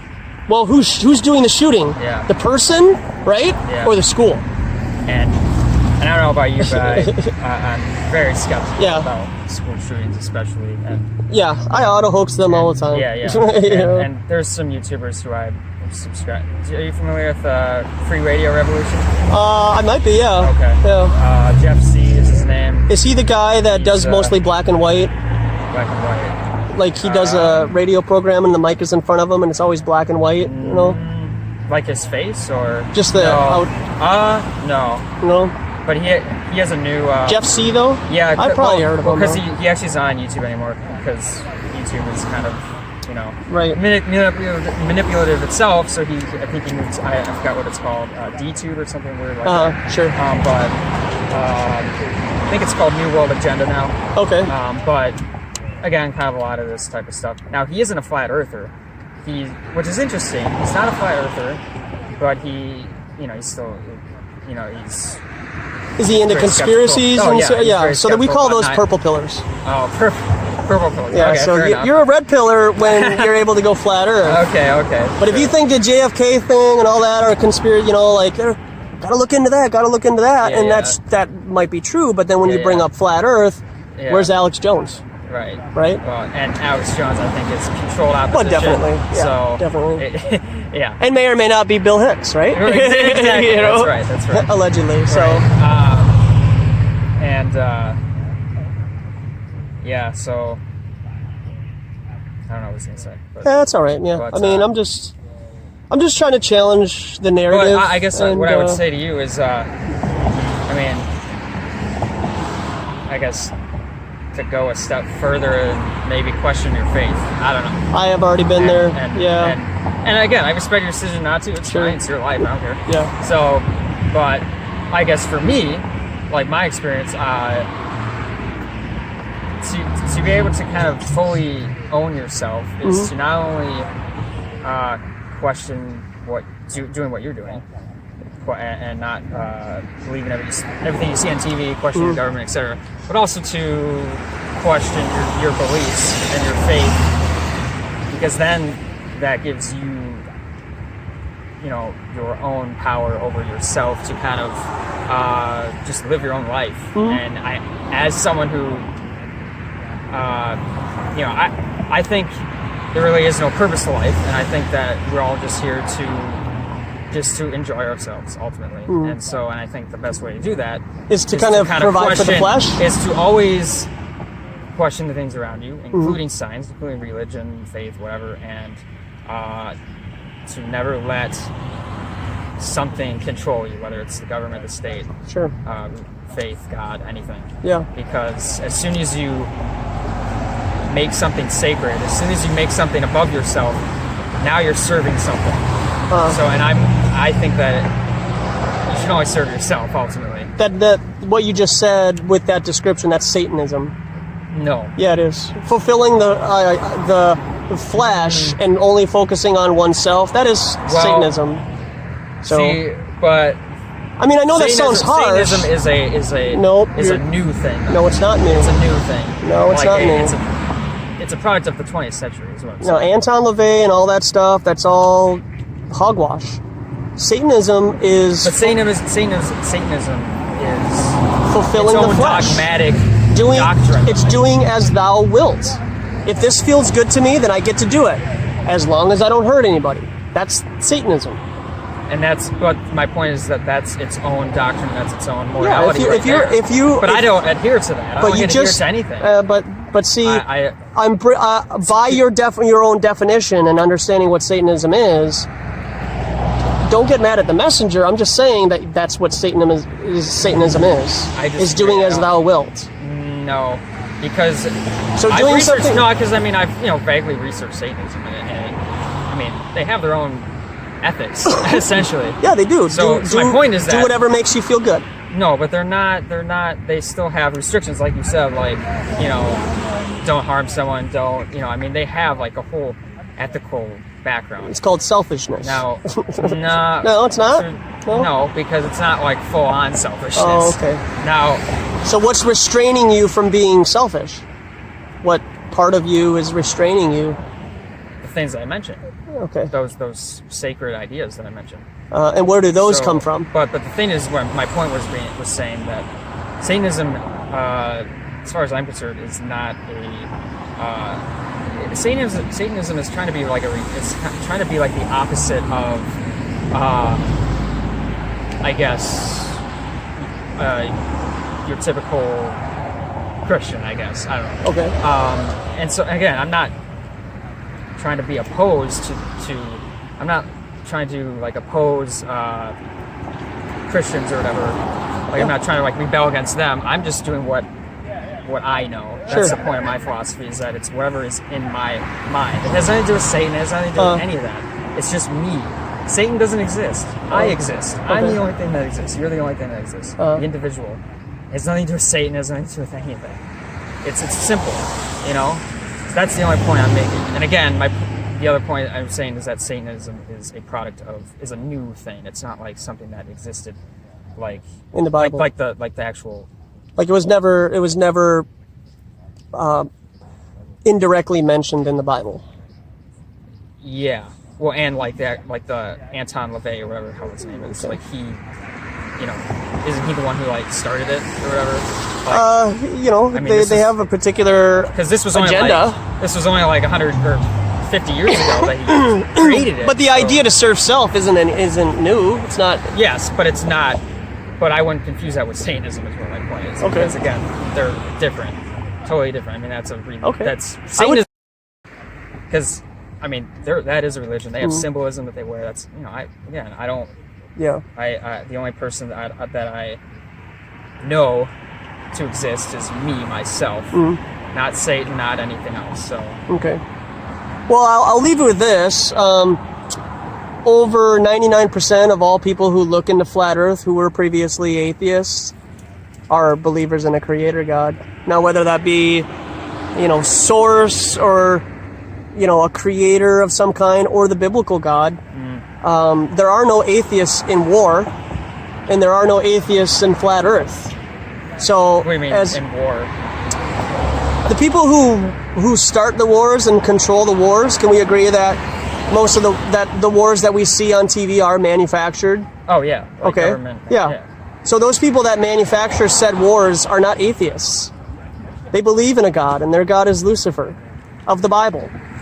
So the people that the person that you understand yourself to be now is not the same person that the people who control our quote decisions or give us our decisions in life. Those are Luciferians. They're serving something. Yeah, they're I'm Luciferians. Not serving anything. You are serving something I'm serving indirectly. No, because they're. If you're serving yourself, then you're serving a satanic type of idea. No, because you're confusing now. I'm not confusing the satanic idea.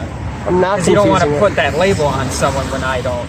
But that is because what you're saying is that there's certain behaviors in life that automatically resort to a label. That's not true. Well, that's exactly what I reject. I reject all labels. And so to say that, suddenly, just like how I was saying when you were defending, you know, saying that you're not part of a religion, I'm saying the same thing about this. Okay. That don't put this on me as saying that this is like a religion then. Saying that some behaviors then automatically mean that, you're satanic, but that's just a human construct. So if it quacks like a duck, looks like a duck, and acts like a duck, it's not a duck? That's just point. three we things. Don't know. We don't. But that's the whole point about all of this. Yeah, but we don't know what a duck is. Come on, man. I mean, now you're getting into like nothing exists. I don't know what exists. Well, you know, what is what? I mean, it's the skeptical hypothesis. And that's what you you're doing, can't be too skeptical, though, man. You have to put your foot down on some things. But that's what you're doing. No, I put my foot down long ago, and God is real. Jesus Christ is our God, and at some point in your life, in your existence, you will bow down to Him, whether you choose to or not. So, and that's the kind of dogma that I. Well, that's fine if you want to reject that, but so that's objective. My only point was that's objective reality. My only advice was that you're 23, telling a 37-year-old to rethink their faith. It doesn't matter what age you are. Well, you should rethink people this. People have all.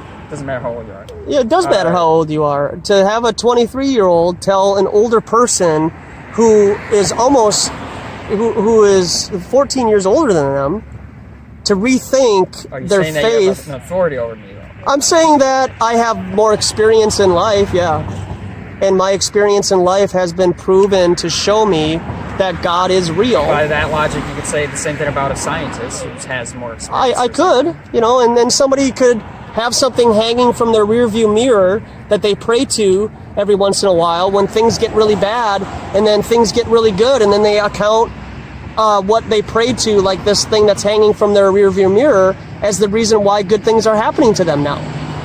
That's how this place works. If you devote, you reap what you sow. So if you're gonna reap self, you're only gonna get selfish things towards you. And this seems like an opportunity for you to start to really expand your mind more in regards to your reality, who created you, why he loves you so much, and why this place hates you so much.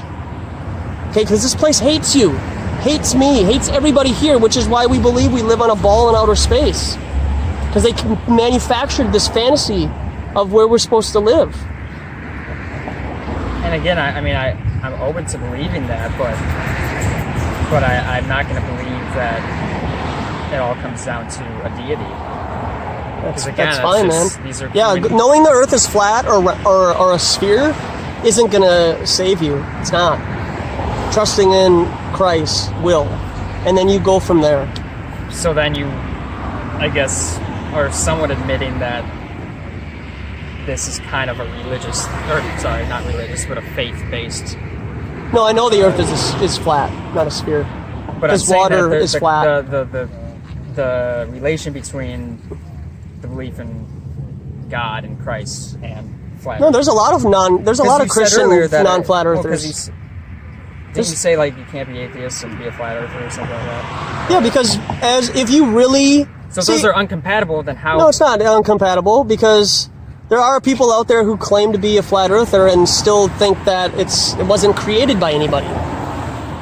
Okay, but if I took apart a grandfather clock and just unscrewed the screws just enough so that it could still be a grandfather clock, and we put it in a shipping container, over how many years would we have to shake that shipping container until it turns back into a grandfather clock?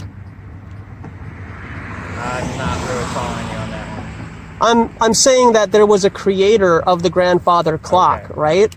It wasn't random. So at how many hundreds of thousands of years do you have to put a watch inside of a container, shake it until it comes back to a watch again? Well, they tell us apparently 15 billion years is how long it takes to shake something until it becomes creation. And if people want to believe that, that's fine. But there is an objective reality to where we live, and everything else can be subjective. But to know who you are and who created you is the most important part of your life. Flat Earth and sphere Earth and knowing who killed JFK is really a moot point, because that's not going to save you. But I didn't become a Christian until I was 26. I just happened to be at the right place at the right time, got a Bible tract in the mail, and I read it, and then here I am, right? So it can be anybody. It doesn't have to be somebody preaching to me and saying, let Jesus into your heart type of deal. That didn't happen. It was just me at a point in my life at 26 where I just read it, and then epiphany. I woke up. I was like, wow, okay, we are created. And then it took me another 11 years, right, to get to where I am at now, to say that flat Earth, next to becoming a Christian, believing in Jesus Christ, is the most important thing that a person needs to understand because of the indoctrination in education. Well, I guess the final thing I'd say is that... How you doing, man? Doing okay. You might actually save my life, though. I'm a diabetic. Blood sugar's at 652 and dropping. So I'm going to steal some of the meds. Yeah. Take them all, man. I don't care. Thank you. I got more in the car. Yeah, no problem. Has Kyrie Irving talked to you or something? Has who? Kyrie Irving? No, but if you take that, that's a red pill, so that means that you have to check out Flat Earth on a serious level. I checked it out. Yeah. Very interesting. Where are you at on it? I don't believe anything. You don't believe anything? Oh, so he's like me. Well, it really doesn't fucking matter. It does matter, but yeah. See, he's like me. Why does it matter?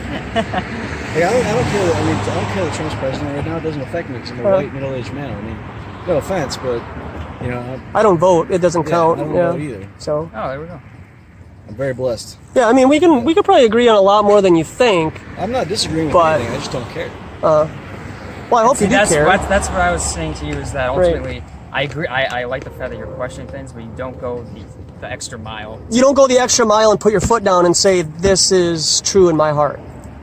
You don't go the extra mile to question your own faith. That's what I'm saying. No, how do you know I didn't question my own faith?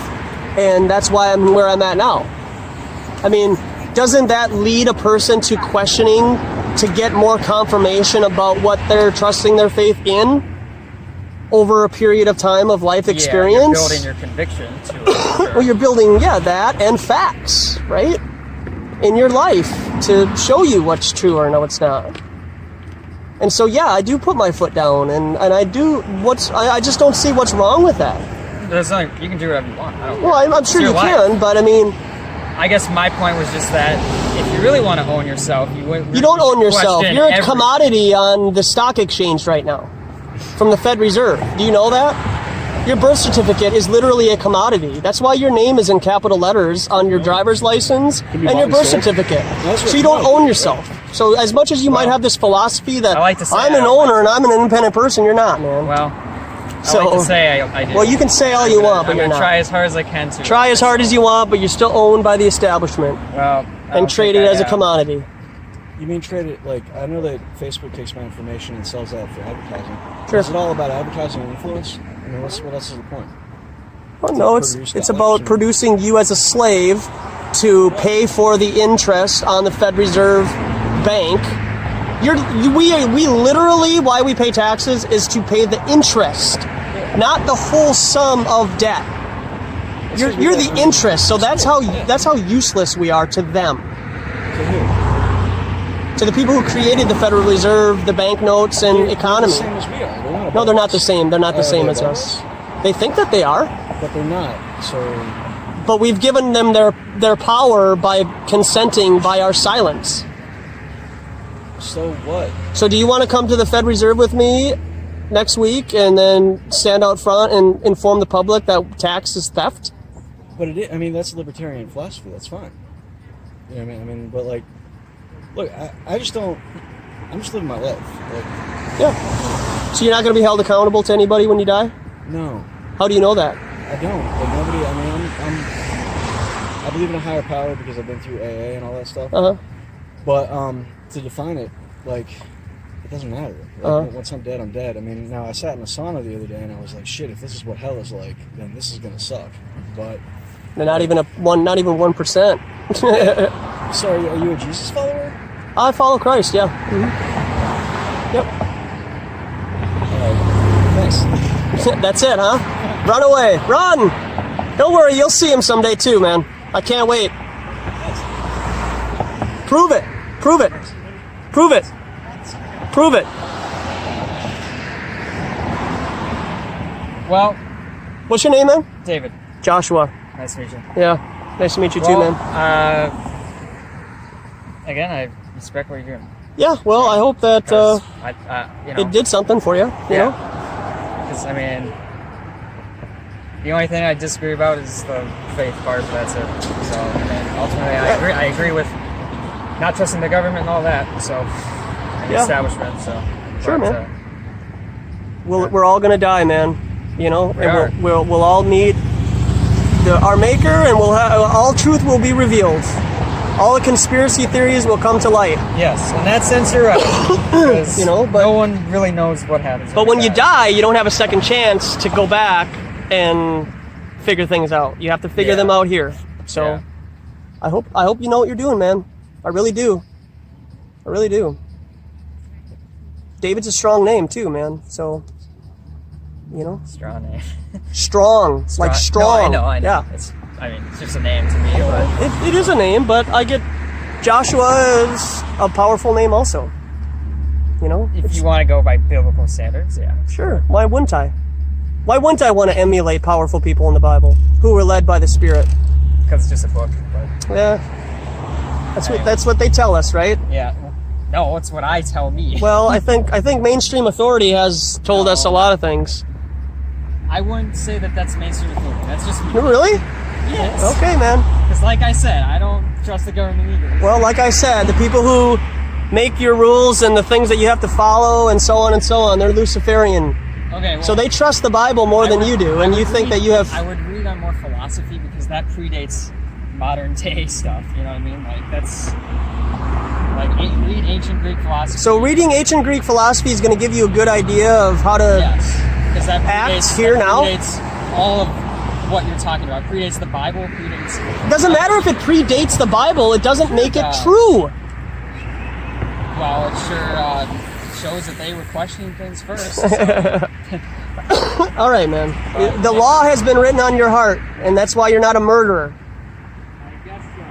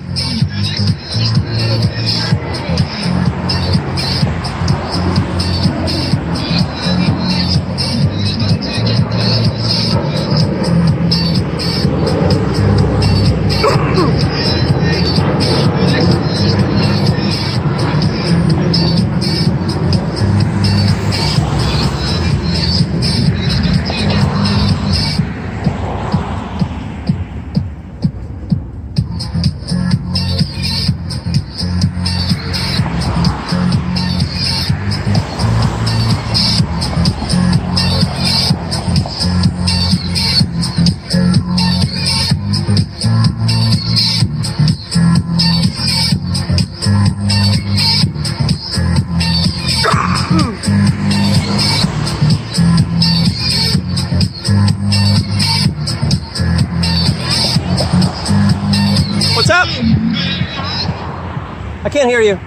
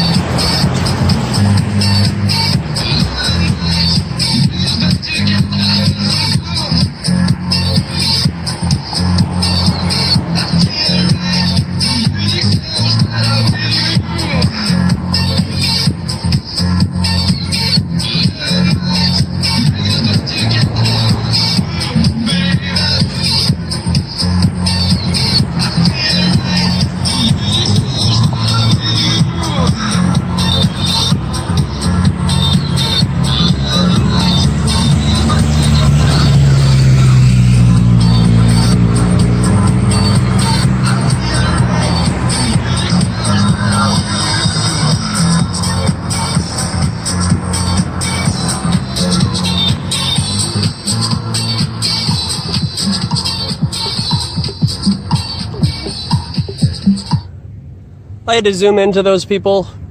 That lady, she was bent over laughing. Because what I'm doing here is just so ridiculous that I have a mental illness and I need psychological help to bring me back to the fold of good old daddy government and our education to re-educate me in the facts of our objective reality. And I seem to be one of few flat earthers out there that are open, and talk and stuff, that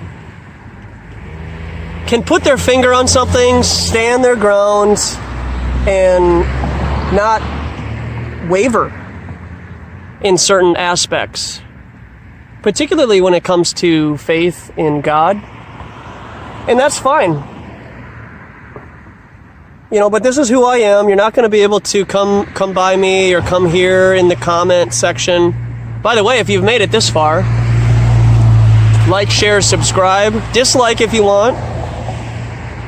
Be active in the chat, in the comment section. Leave a comment, say hi. I also have Patreon, PayPal, and GoFundMe. I will be doing some things at the Minnesota Twins game in the future. Of course, going to the U and so on, so, that helps. But, there's just some things at 37 where I'm not going to question anymore. You're not going to be able to make me doubt my faith in Christ. You're not going to be able to make me waver. So another thing, too, I just wanted to bring up. And so one thing I wanted to bring up to everybody is this sport of trolling now. There are people in, Discord, or particularly Discord, where people are sending me direct messages wanting to talk to me about flat earth and whatnot. And I rarely ever talk to these people. I don't respond because it's just like, if you're asking these types of questions, you clearly haven't looked into anything yourself, and you're just really looking to troll. And so I ended up having a 2-hour conversation with somebody who sent me a message. His name is Mr. Flame. And wasn't able to have a serious conversation with him at all, because all he wanted to do was create a sport about it, where it's just banter between a flat earther, a person who believes in Christ, because I asked him if he goes into,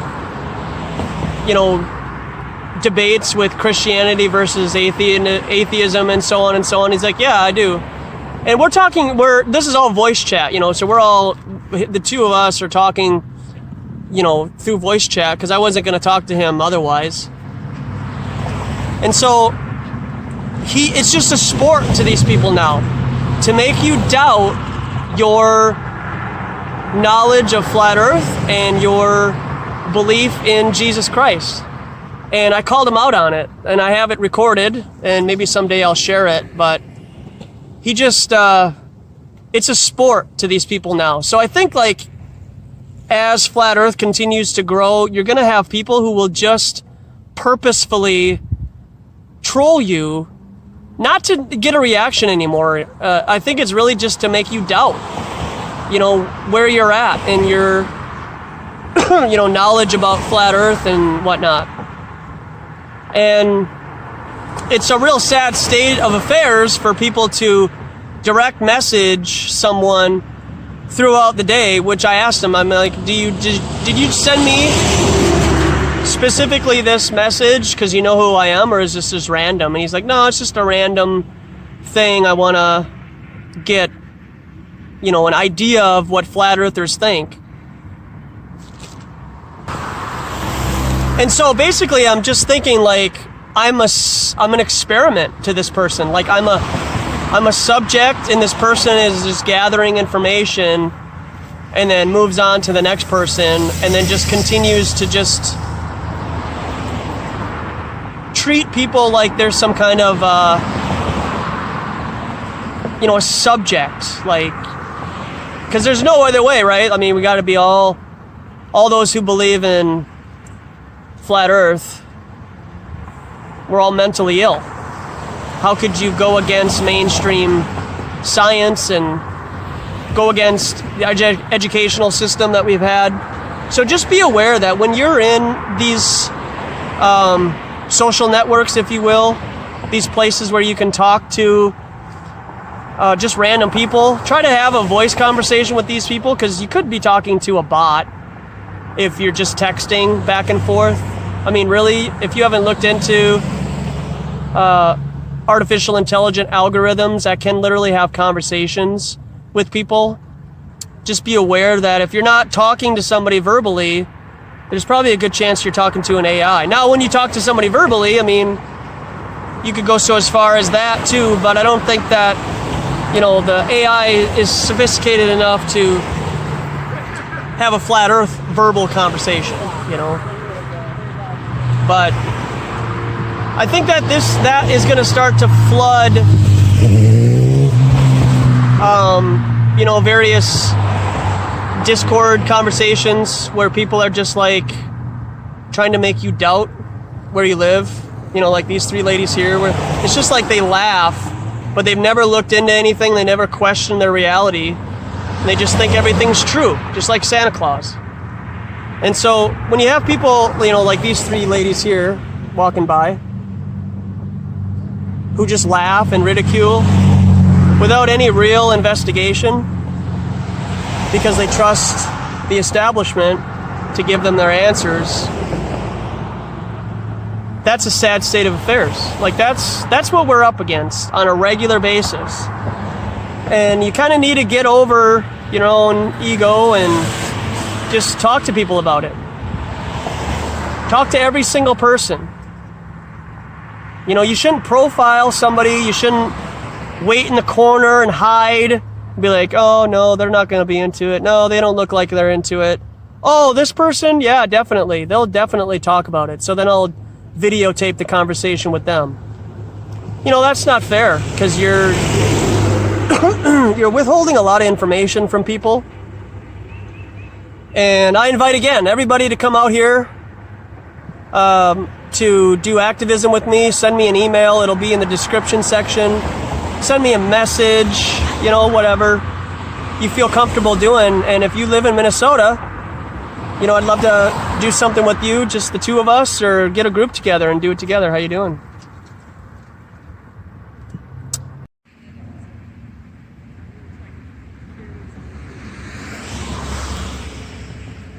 He's amazed.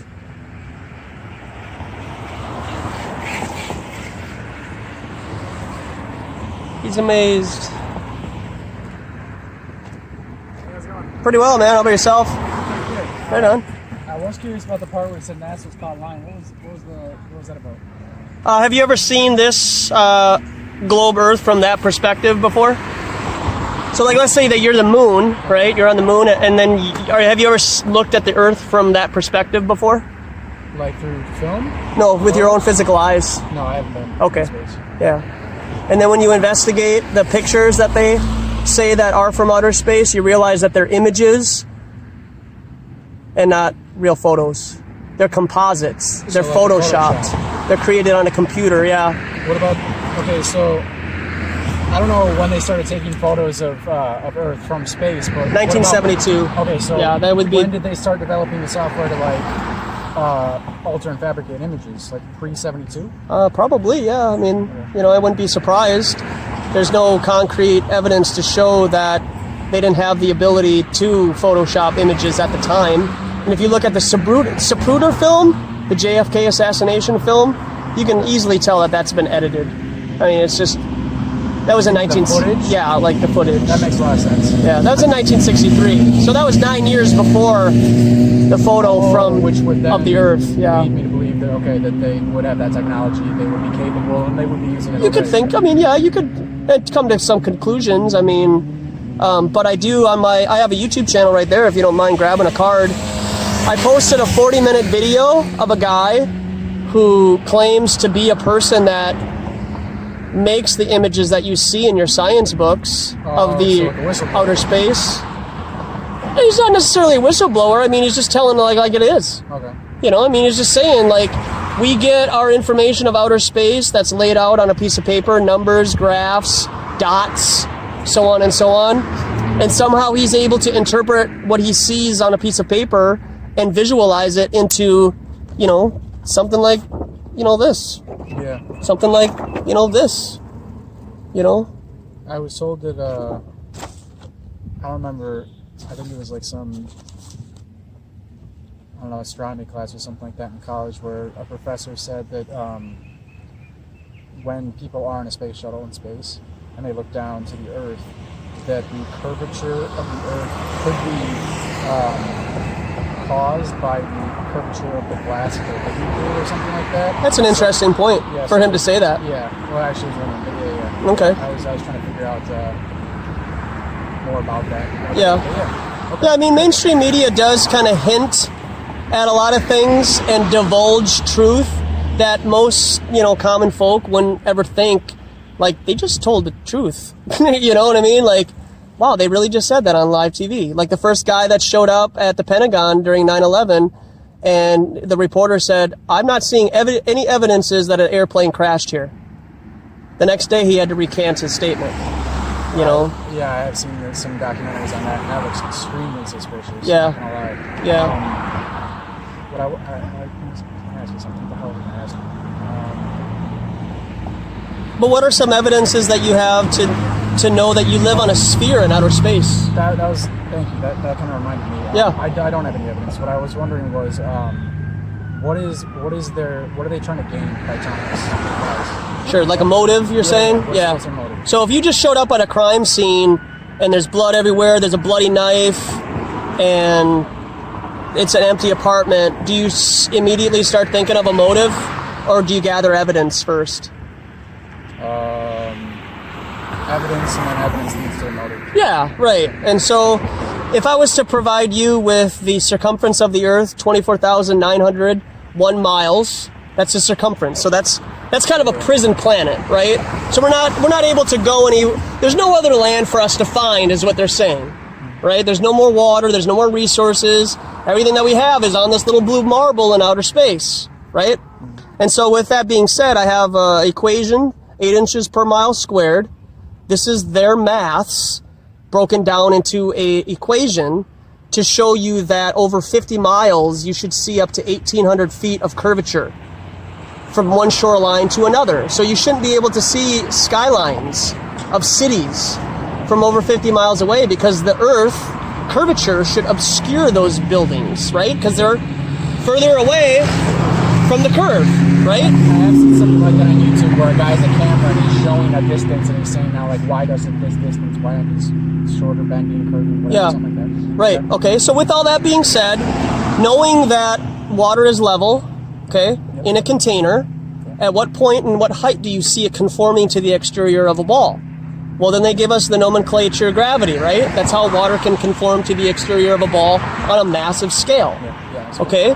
And so what if they, in the 1950s and 60s, were to have, at the time, sent rockets up and found out that there's a dome above us, that they can't get out? Do you think that they would still tell you that the Earth is a sphere, or do you think that they would trick your mind through education into thinking that you live on a sphere when they just found out that it's a level plane? Sounds like a Truman Show. Right. And so, yeah, exactly. I mean, people accept the reality in which they're presented, right? Yeah, we don't question. All right. And so, for example, let's say that this table expands forever. Okay, mountains here, water here, mountains here, gold here, you know, so on and so on. What if it just expands infinitely, but they just contain us into a particular area? So what would happen if we just continue going in one direction? Well, you would be shot, most likely.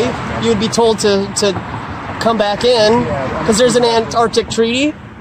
Have you looked into the Antarctic treaty? No. Yep. So there's an Antarctic treaty out there that was formed in the late 40s, where almost 50 to 60 countries now are part of that. So we're at war, right? We're killing each other, murdering each other, but for some reason we're able to go to outer space in the International Space Station. We're all buddies.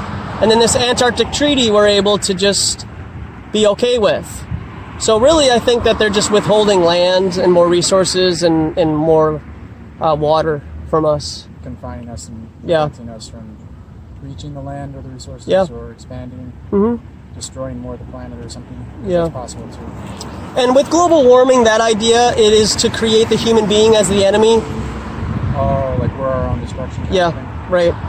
And so what if the Earth just expanded forever and it was a level plane and you and I got the money and the resources, the food and the water to go 20,000 miles in this direction, and you found your own continent, right? Continent. And I found my own continent. Who's going to tell us what we can or can't do? Nobody. But because these people who are in control are power hungry, you know, they're able to keep us confined into this Truman Show environment, if you will. How do we escape the environment without getting caught? Well, I mean, you can supposedly go on Antarctic plane trips and stuff. They're beyond what you and I could afford, $20,000, $30,000. Right, exactly. And so really, where I'm at right now is just to bring knowledge to the public on an individual basis, because most people, A, haven't heard of Flat Earth, B, have heard of it and it's only online and they mock and ridicule it, or C, they don't know whether the Earth is a sphere or flat, who knows, or they just don't care.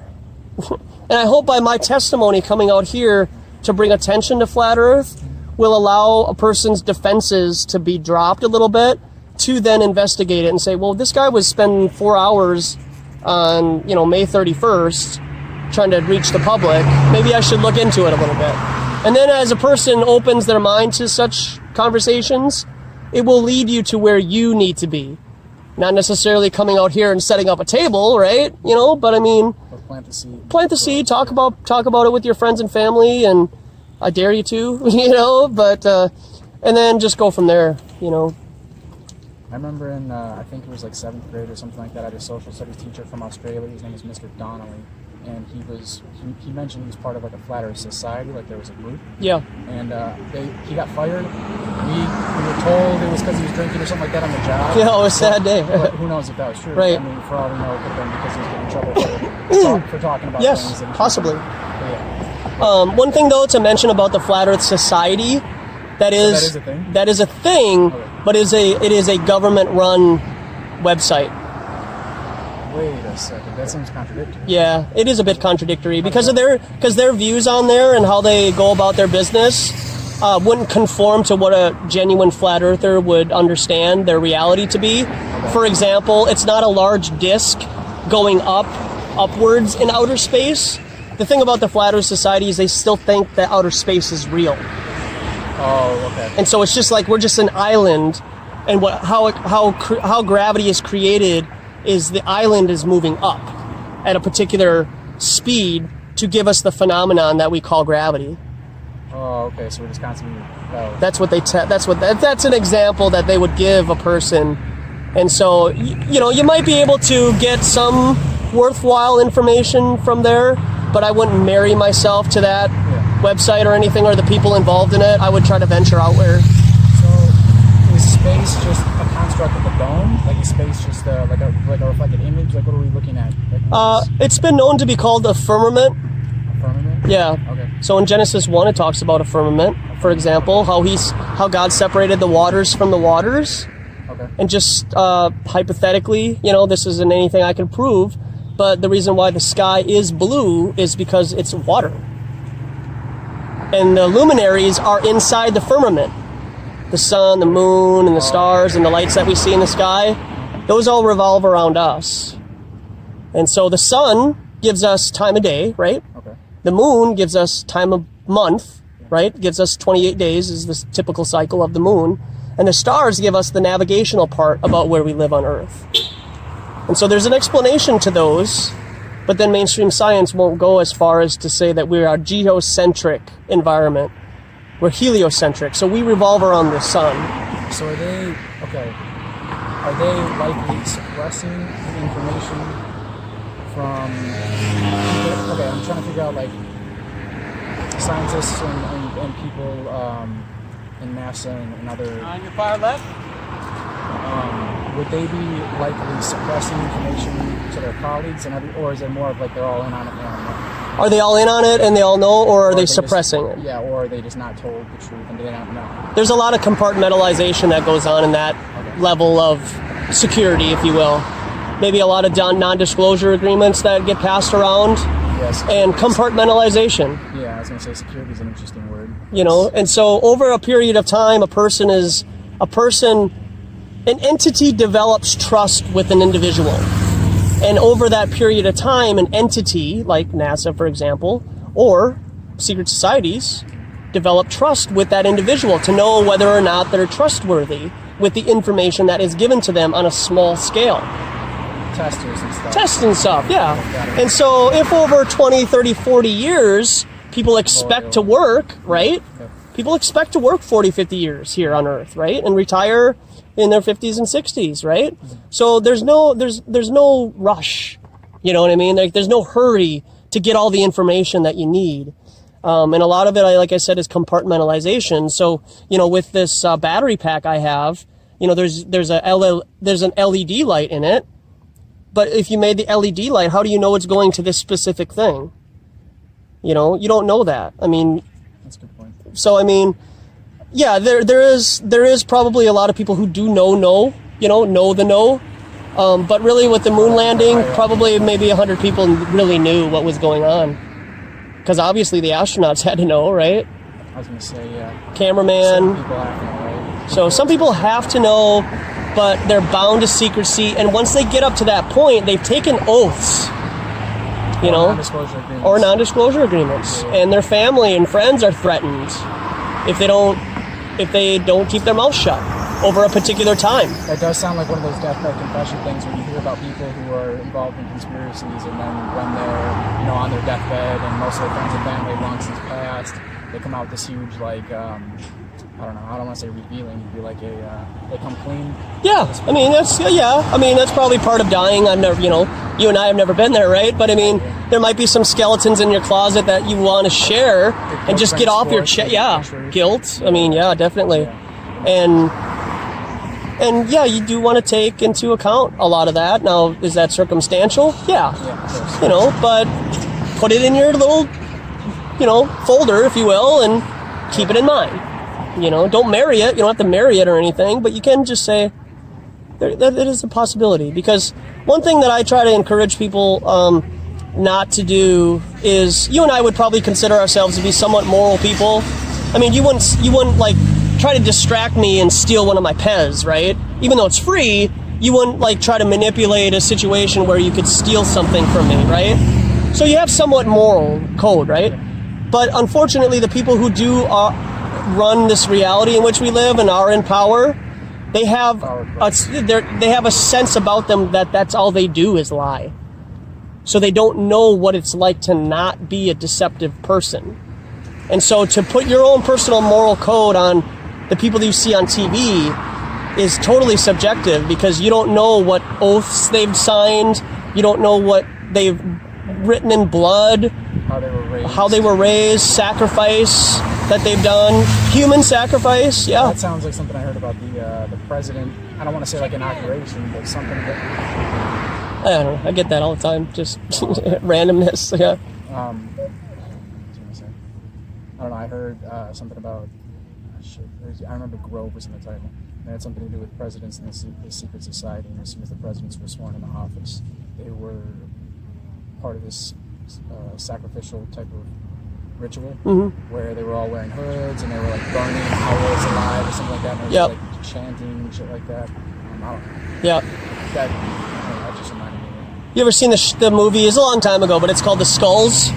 The Skulls. The Skulls. Yeah, it's a movie. It's got you know, I don't even know who's in it, but it's basically a fraternity, sacred society type of thing.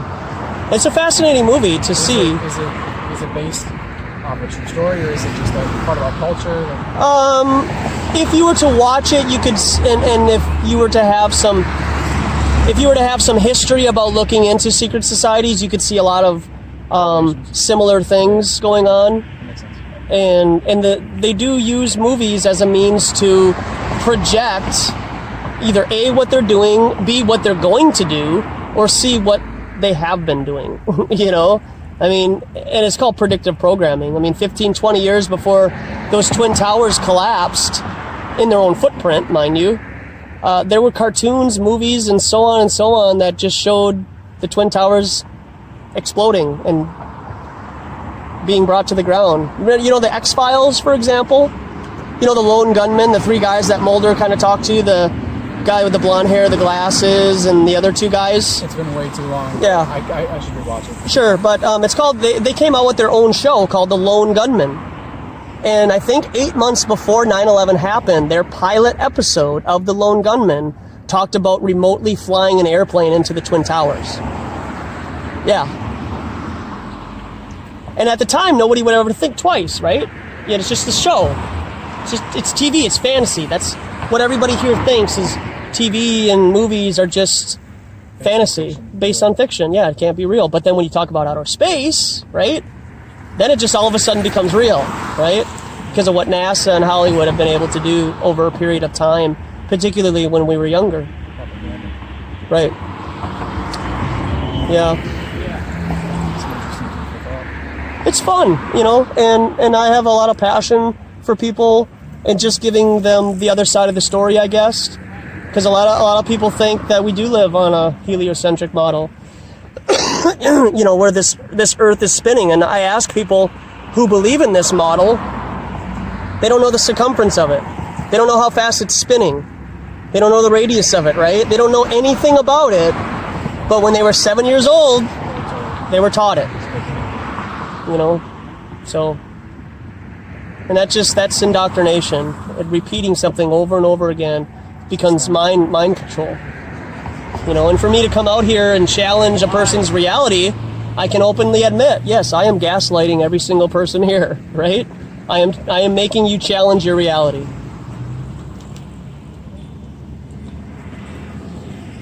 Do you think that the truth will come out from within our culture, within our country, or do you think that another country will expose the truth first? Like a disclosure to flat Earth or aliens? Yeah, exactly.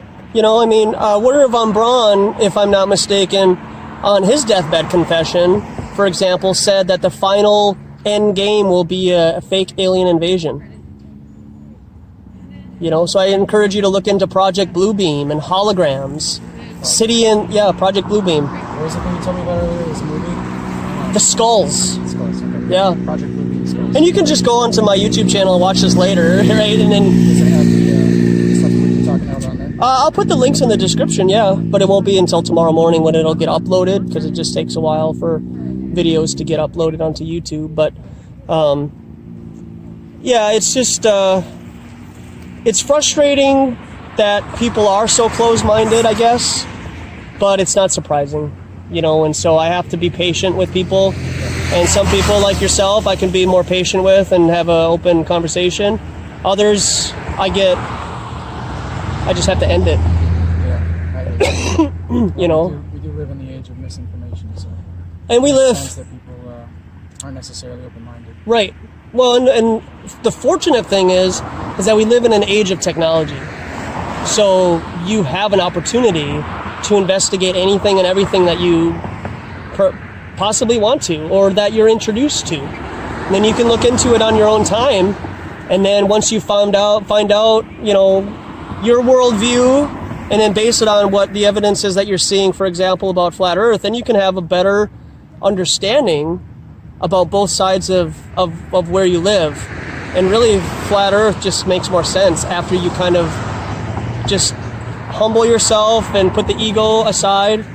And yeah, you'll just be a little bit more open to it. Now, you know, whether, like I said, it's important to you or not enough to go down to the state capitol, for example, and try to change legislation in our educational system, that's not for everybody. That's for me, you know, but it's no different than... Do they seem willing to work with you on that? Or no, that's not anything that's going to be talked about right now. No, it's ridiculous right now. I recommend checking out the movie Spotlight. I don't know if you've seen Spotlight? it. Yeah, okay. I just watched it. It talks about, I mean, it's not necessarily all the topics that you've been covering, but it is talking about changing things in the legislation cover, and conspiracies. It even talks about 9/11. Okay. It doesn't necessarily say it was a fabrication, but other Yeah. things I've seen make me think that obviously this was bullshit. Yeah, right. But yeah, anyway, it's good talking to Yeah, you. what's your name, man? Oh, sorry. No, you're good, yeah. Mason. Mason? Okay, good to meet you, man. Come by us, yeah, say hi, you know, leave a message, give me some thumbs up, man. And don't fucking listen to people that come by and doing random shit. Yeah, I appreciate that, Mason. Yeah, thanks for your support, man. Have a good walk out there. It's funny until you talk about it, right? Yeah. You got a good bead on everything. Do you have a good bead on everything? Do you have a good bead on life? Do I? Yes. What does that mean? Anything new presented to your reality is considered or no?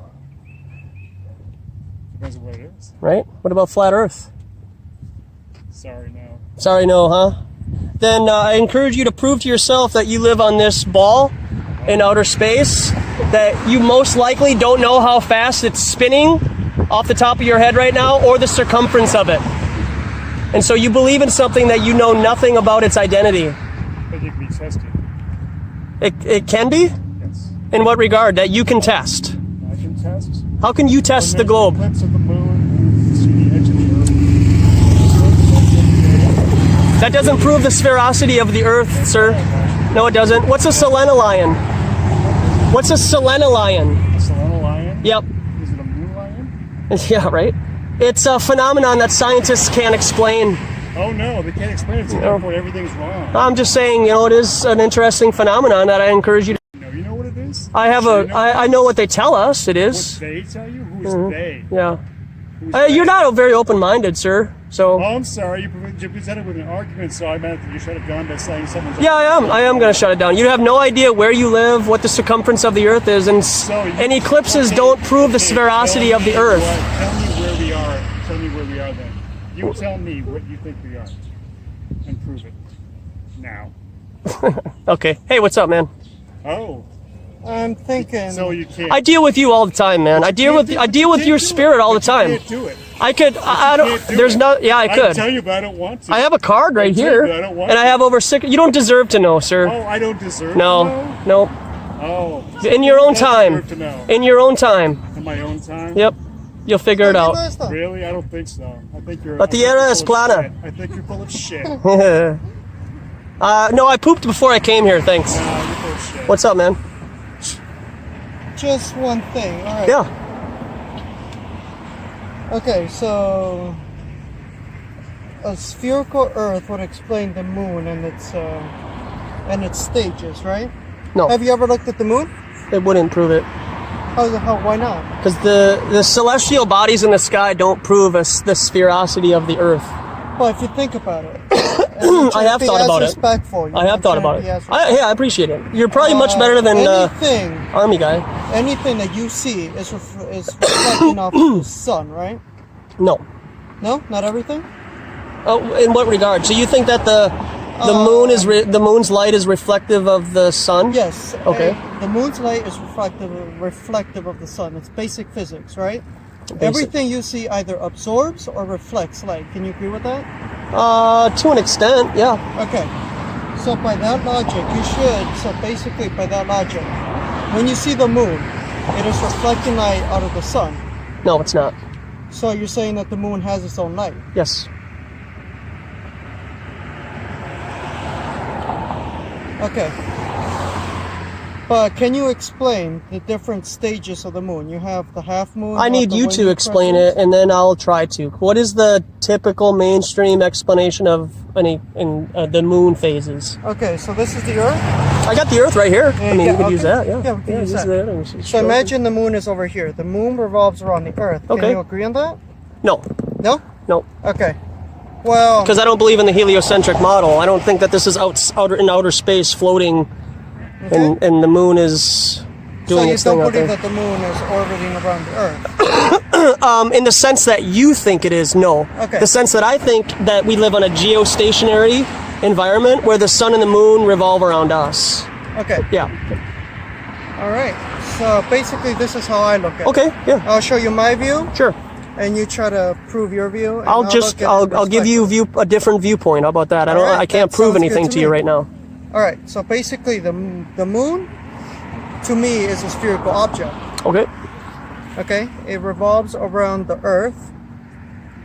Okay, and the sun shines on both the Earth and the moon. So, have you ever wondered the different stages of the moon? I did at one point, yes, but now I have a good idea of what it is. And why sometimes you can see the entire moon. My view is that the Earth is blocking part of the moon, and that is why you see some curve on the moon, because the Earth is blocking the moon. Okay. Is that like making sense at all? Not at all. No. How do you explain a half moon then? It depends on the angle and on the trajectory of the Earth and the moon. Okay, that's... I mean, like, let me be fair, I did drop out of physics. Hey, that's all right. But basically, what I do have understood is that the moon revolves around the Earth, and the different shadows that you see on the moon during the month is basically the Earth blocking part of the moon. And the part of the moon you do see is a part of the moon that is being reflected upon from the sun. Okay. So I want to know, what is your theory to why the moon is somewhat curved in some stages? Okay, well, let's just be frank here. Okay, and then you can be who? What's your name? Jorge. Jorge. Okay, I'll be frank. That's not mainstream's explanation of the moon phases. Okay, the mainstream explanation of moon phases is that it's at the particular perspective of the sun to the moon, and the Earth has nothing to do with it.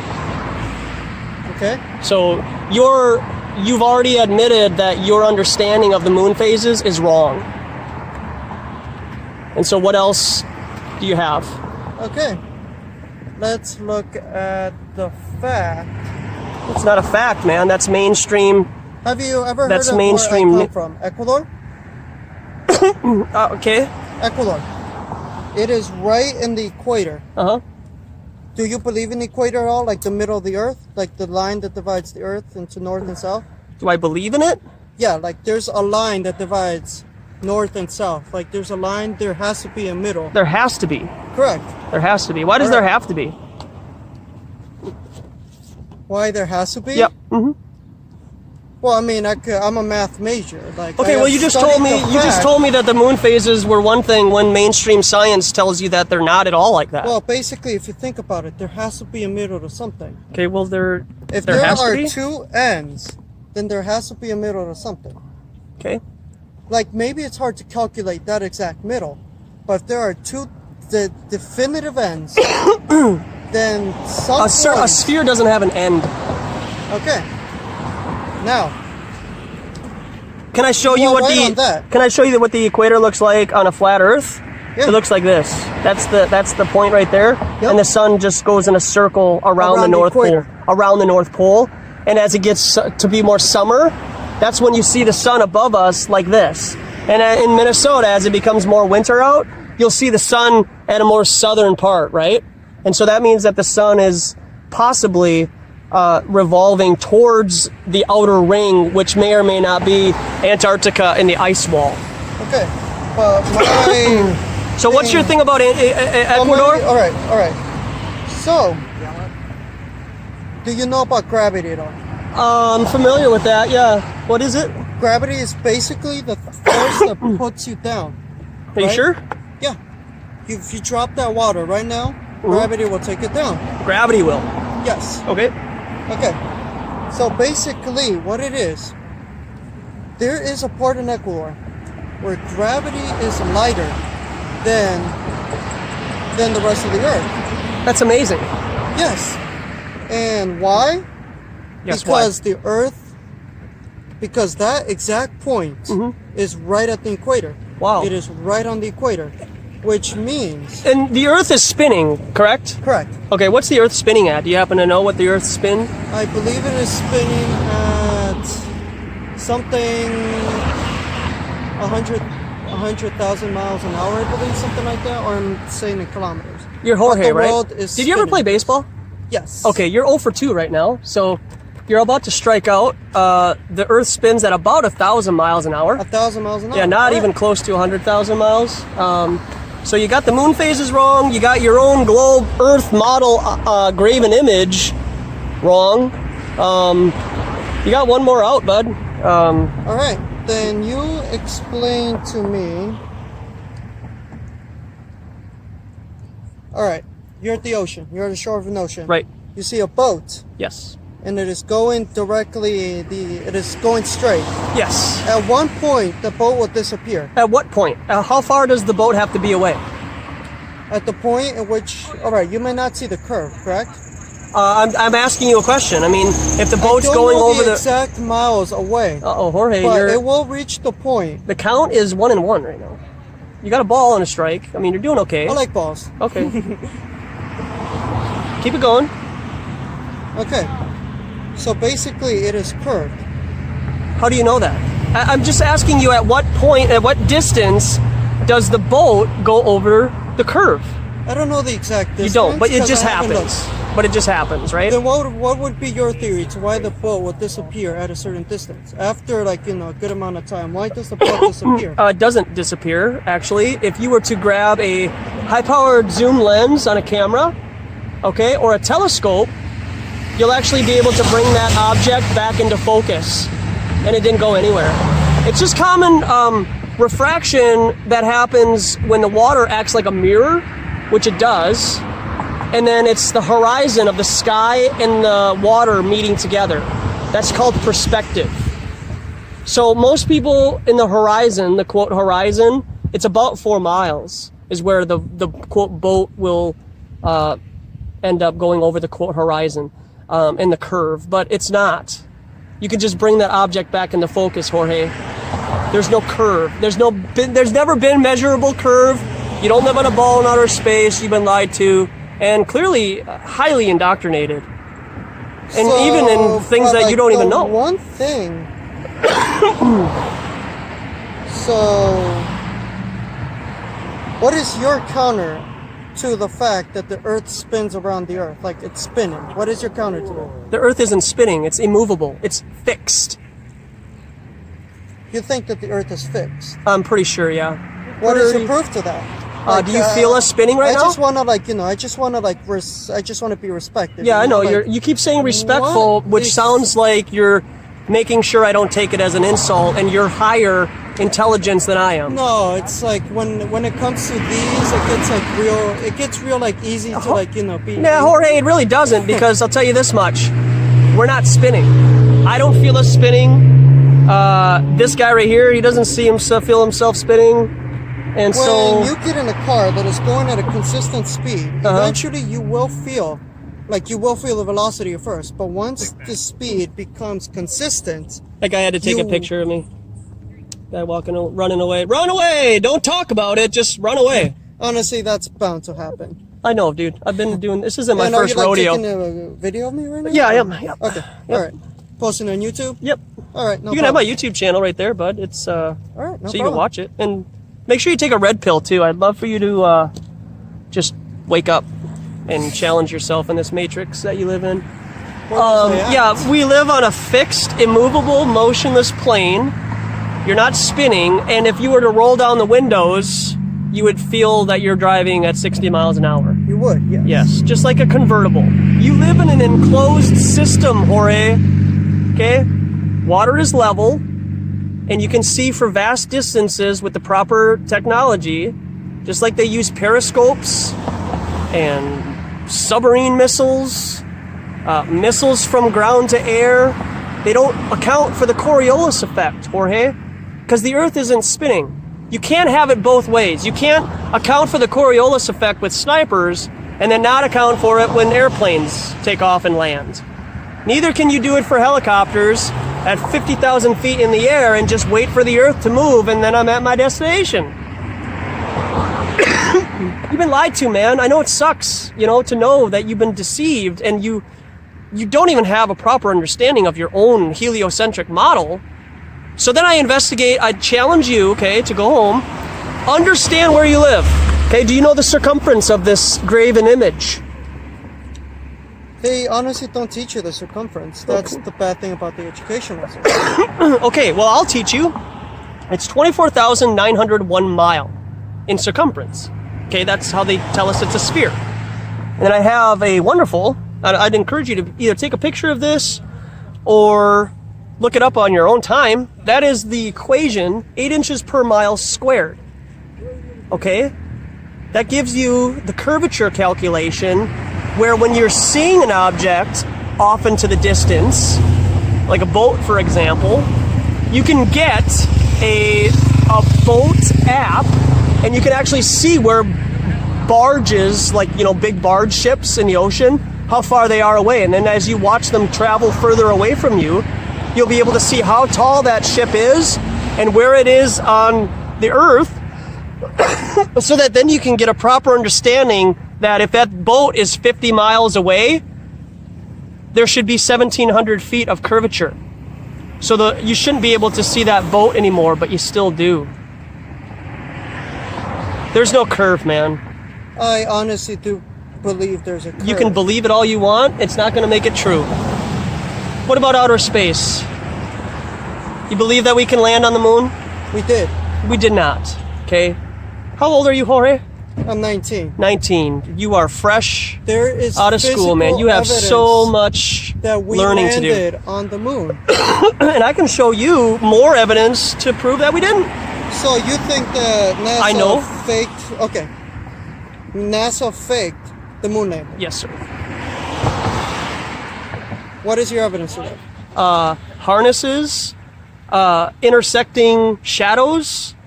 One part is dark in the shadow and another part is lit in the shadow.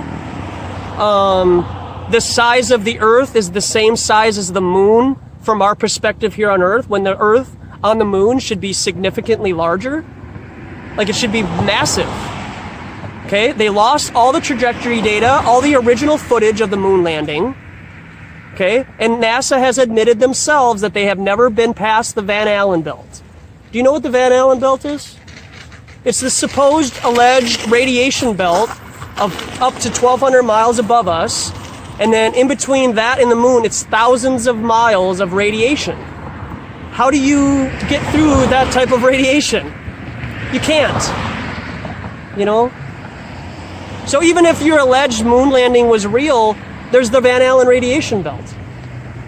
You can't even get through it. They've admitted that they can't get out of low Earth orbit. NASA has admitted this, man. So until you're able to drop the ego, your education, and mainstream knowledge about where you live as a human being, it's going to be very difficult for you to have an open mind to flat Earth. Just give me a second, Mama. No, do your thing, man. Yeah. Hello. No, se puso buena la discusión.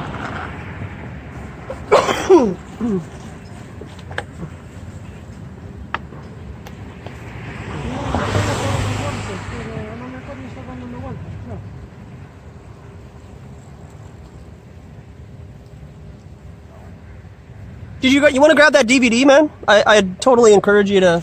I don't have a DVD player. That's well, it's actually for a computer. It's got files on it. It's got 20.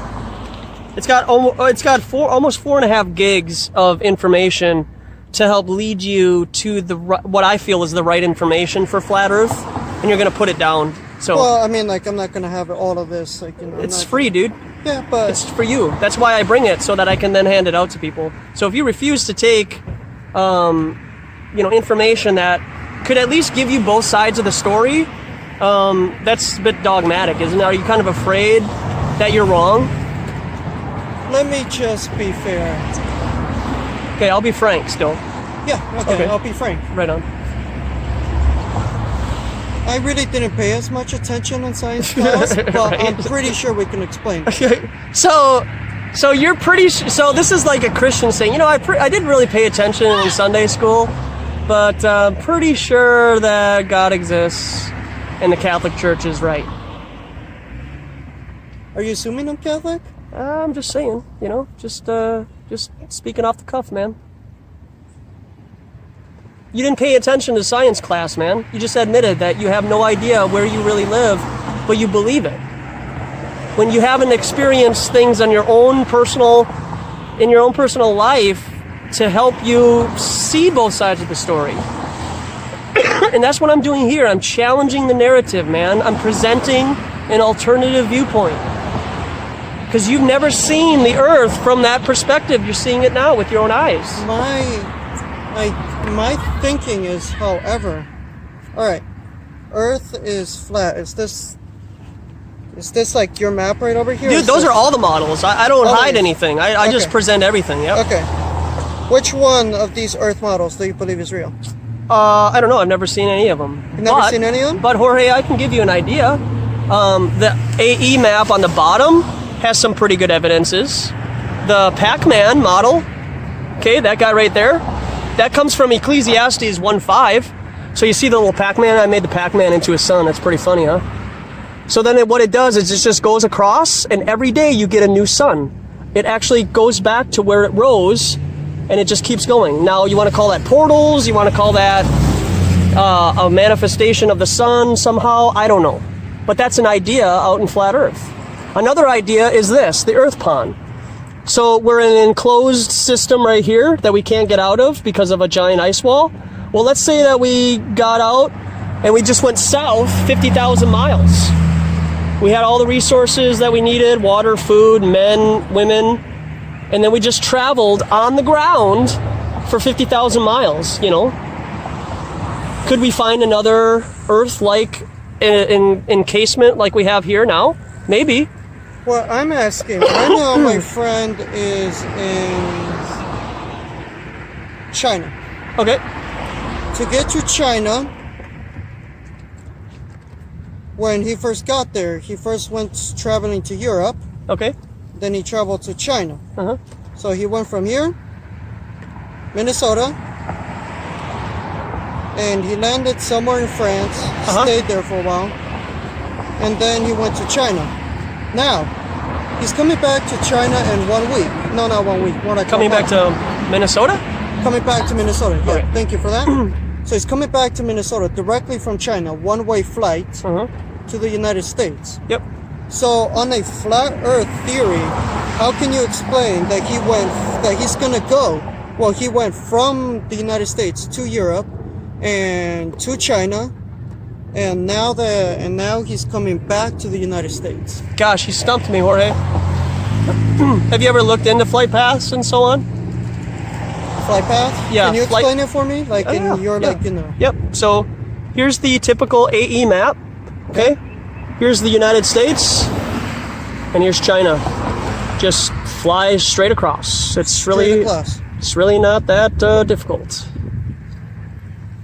So you can technically walk straight across then, is what you're saying? Yeah, why not? I mean, for people to say the Earth is a ball because we circumnavigated the Earth, that doesn't prove anything, because I can circumnavigate this and I'm just walking around my neighborhood. You know, so you're not the sky circumnavigating the Earth, and all these other straw men don't prove a sphere. You need to look into the idea of flight paths on a globe Earth and how they make more sense on a flat Earth map, and then kind of go from there. You know, I'm just here to provoke thought. I can't convince you. I don't expect to. But what I am here to do is 6 months, maybe even a year from now, Jorge, flat Earth might be of interest to you. And then you'll remember our conversation, and then you'll have a fire under your ass to be able to look at this stuff. You know? My concern here is gravity. Yep. Wait, what? Gravity. Gravity. Gravity is magic. To you, what do you think of gravity? Like, what? I think it's a redheaded stepchild. Explains the fact that whenever you jump, you go directly back down. Yep. What explains the fact that there's some force coming, like, you know, bringing you back down? It's called density. Density? Yeah, it's just you weighing more than the air around you, so then you're going to fall to the ground. A helium balloon is then, therefore, anti-gravity then, right? Because it's in a contained environment, like a balloon, for example, and then it can travel up, right? How does a butterfly work? How do birds work? You know? Gravity doesn't explain the sphericity of a ball, because at no height can you see water conform to the exterior of a sphere. In some way, it really does. No, it doesn't, man. If you think about it, gravity. I have thought about it. See, you keep saying that. It's bringing you down to a center. No, it's not. I've learned it in mathematics. You can learn all you want, man. It's not true. Gravity brings it down to the center. In order to bring it down to the center, it needs to have a spherical Doesn't component. need any. No, it doesn't. Because from here, I'll bring it down to the center of the sphere. So in From Australia, here, I'll bring there's it down to the center of sphere. in Australia, there's people upside down. Australia, no, Oh, they're not. they're not. It's a curve. Yeah, they're upside down. On So a so flat meanwhile, earth, yes. so meanwhile, on a planes are flying Earth. upside down. Gravity is coming from the center of the Earth, so it's actually putting you back in. What is the center of the Earth? Do you know? It's like a the giant. center of It's the a. sphere. Do you know what a gobstopper is? Really? You should check it out. Gobstopper. Type in gobstopper. They've given you the idea that the Earth is a gobstopper with a center core in the middle, right? How far have human beings drilled to this quote center core? Pretty far. Okay, how far? I don't know the detail to that too. Okay, well, why don't you? I know Russia's gotten pretty close though. Okay, how far? I don't know. I read an article somewhere that Russia is pretty did like 1,000. Not even close. All right, 9 miles. 9 miles. Yeah. So, tell me this, Jorge. You're from Ecuador? Yes. Correct? Okay. How far is Ecuador from Minneapolis? Do you know? Just off the top of your head, do you think? Maybe 5,000 miles? 6,000 miles? Maybe something like that? Something like that. Okay. So just for argument's sake, the Earth diameter is 8,000 miles. So the radius, the center of the core of the Earth, they tell us, is about 4,000 miles. Okay? So from Minnesota to Ecuador, without getting any information about what the weather is, if you just walked 9 miles, do you think you'd have a pretty good understanding of what Ecuador's weather is like, how it is, at the moment? It's completely different. No, you're not following me here. Okay? If you were to drill 9 miles into the ground, how do you know what the center of the Earth is 3,992 miles away? They did some type of calculation. They didn't do anything, man. You're lying to yourself. You're assuming that people smarter than you did something to solve the answer. Hey, they're went to school longer than me, so they gotta know. They don't know crap, Jorge. Wake up, man. Seriously. You can believe all you want, man. They're not gonna know what the center of the Earth is after drilling 9 miles. Be real, man. So, can you explain? All right. Probably not. I can give you a pretty good hypothesis and opinion.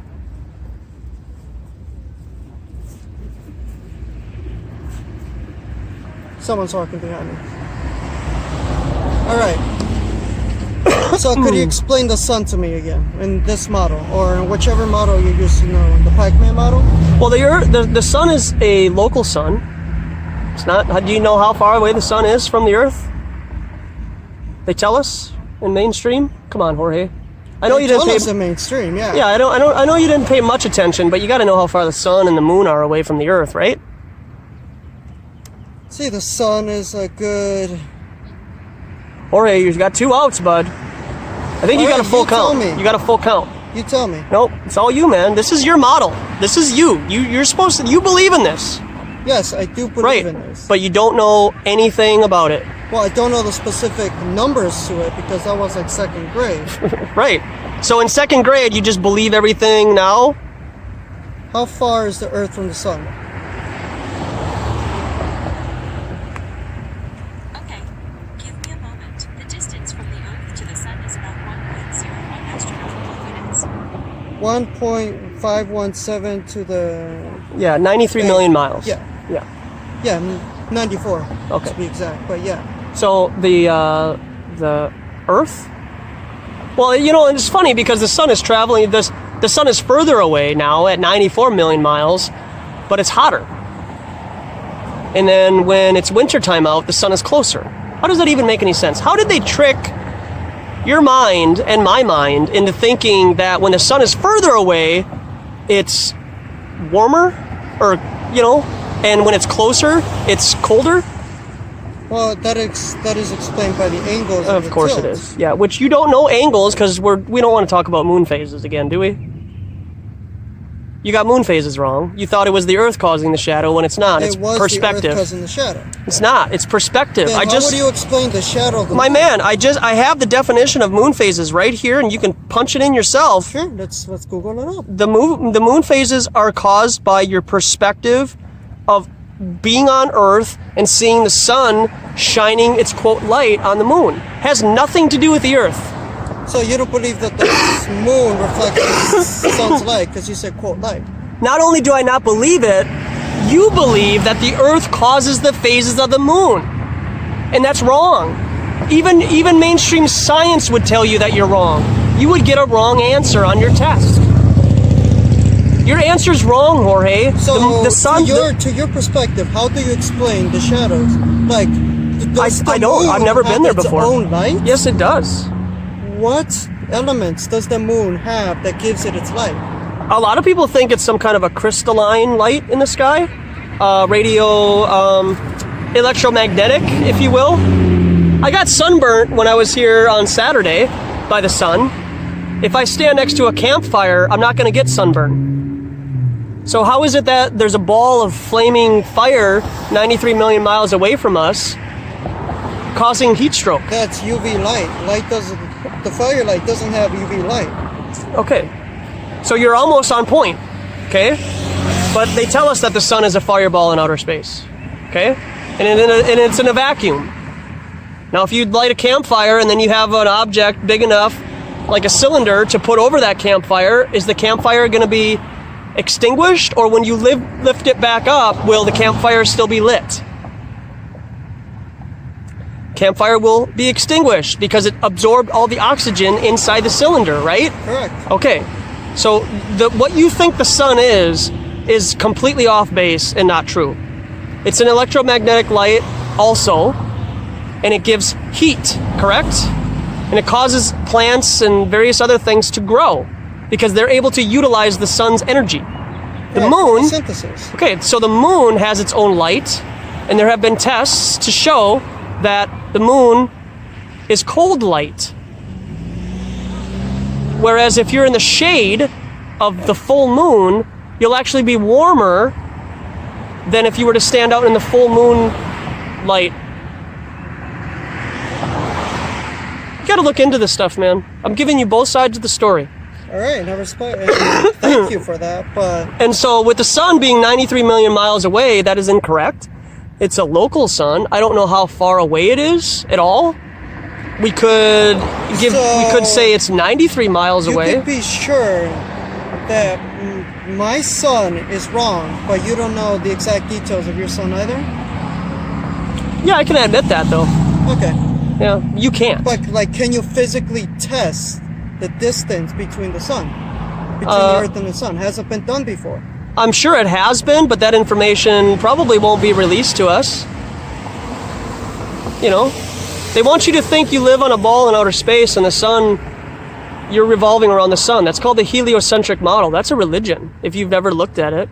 It's Helios. Yeah. It's from Helios. Yeah, it's been proposed by Catholics themselves. Yeah, so... Yeah. So you're being lied to by your own church. Remember, it was also Catholics that believed that the Earth was flat at first. It may or may not have been. I don't know. I wasn't there, and I don't trust the Catholic Church in any ways. Just explain this whole flat Earth right there. Just explain this whole sun in this Pac-Man model.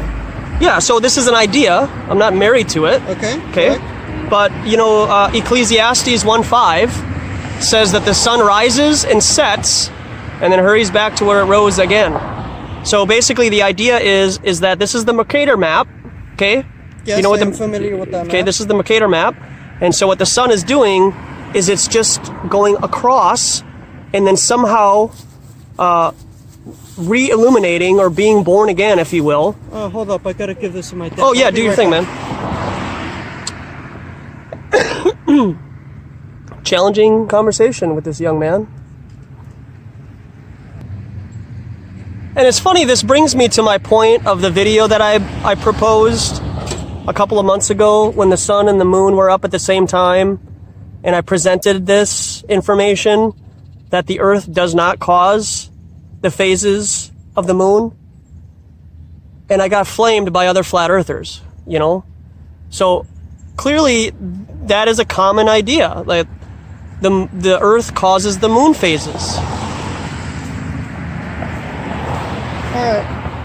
Sorry about that. No, do your thing, man. I'm just hanging out. So, explain the whole... Yeah, so I mean, the sun would just traverse across the Earth. Okay. And then at some point, I don't know where, and I've seen evidences showing that the sun is out at two different spots, you know, kind of like two suns in a way. But what it's doing is it's manifesting itself over here on the east, and then it just goes back across again. So in theory, every day is a new sun. So, and then it just goes down towards this equator as the year continues. Okay. And then there's the AE projection map, which is also a local sun, and it just goes and circumnavigates around, like a pizza, around the North Pole. So with this theory, it's the sun revolves around the Earth, not the Earth revolves around the sun. Yes. Do you know what that's called? It's not heliocentric. Nope. Starts with a G. Geocentric. There you go. There you go. Yep. And that is actually described in the Bible. Okay. Yep. Is a geocentric, immovable Earth. Okay. So like, you know, for me, I don't know how the sun gets from one point to the other point. Like, how does the sun go exactly from here and then come back over here at the same time? I don't know, man. It's like a head scratcher for me too, to be honest with you.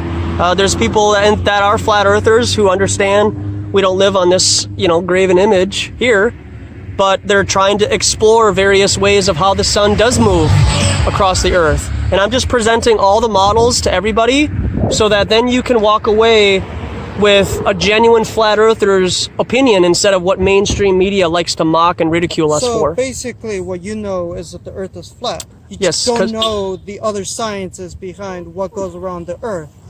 No, not necessarily, because water's flat.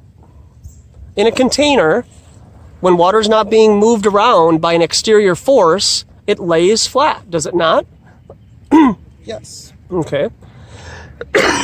So without wind, you know, causing a hurricane to make water curve, right? I get that all the time. I get somebody sending me a wave and saying, see, water curves. And it's like, come on, you know. You're not going to be able to disprove how water works in this reality other than trying to go to the gravity route, okay?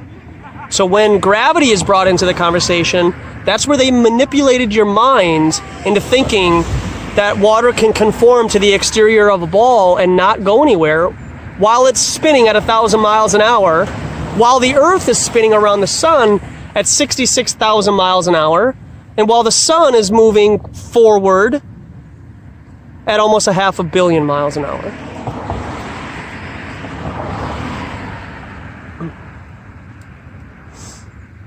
Okay. So with the sun, one thing. What about the moon and this Pac-Man? This Pac-Man theory. Where does the moon come in play? Because we've seen the moon. Yep. We see the moon. There's no sign of a moon here. Is that not explained also? Oh, yeah, I'm sure it's explained, yeah, but I just put the sun there because people gravitate, right? Gravitate. Did you like that? I mean, that's funny, right? Yeah. Okay.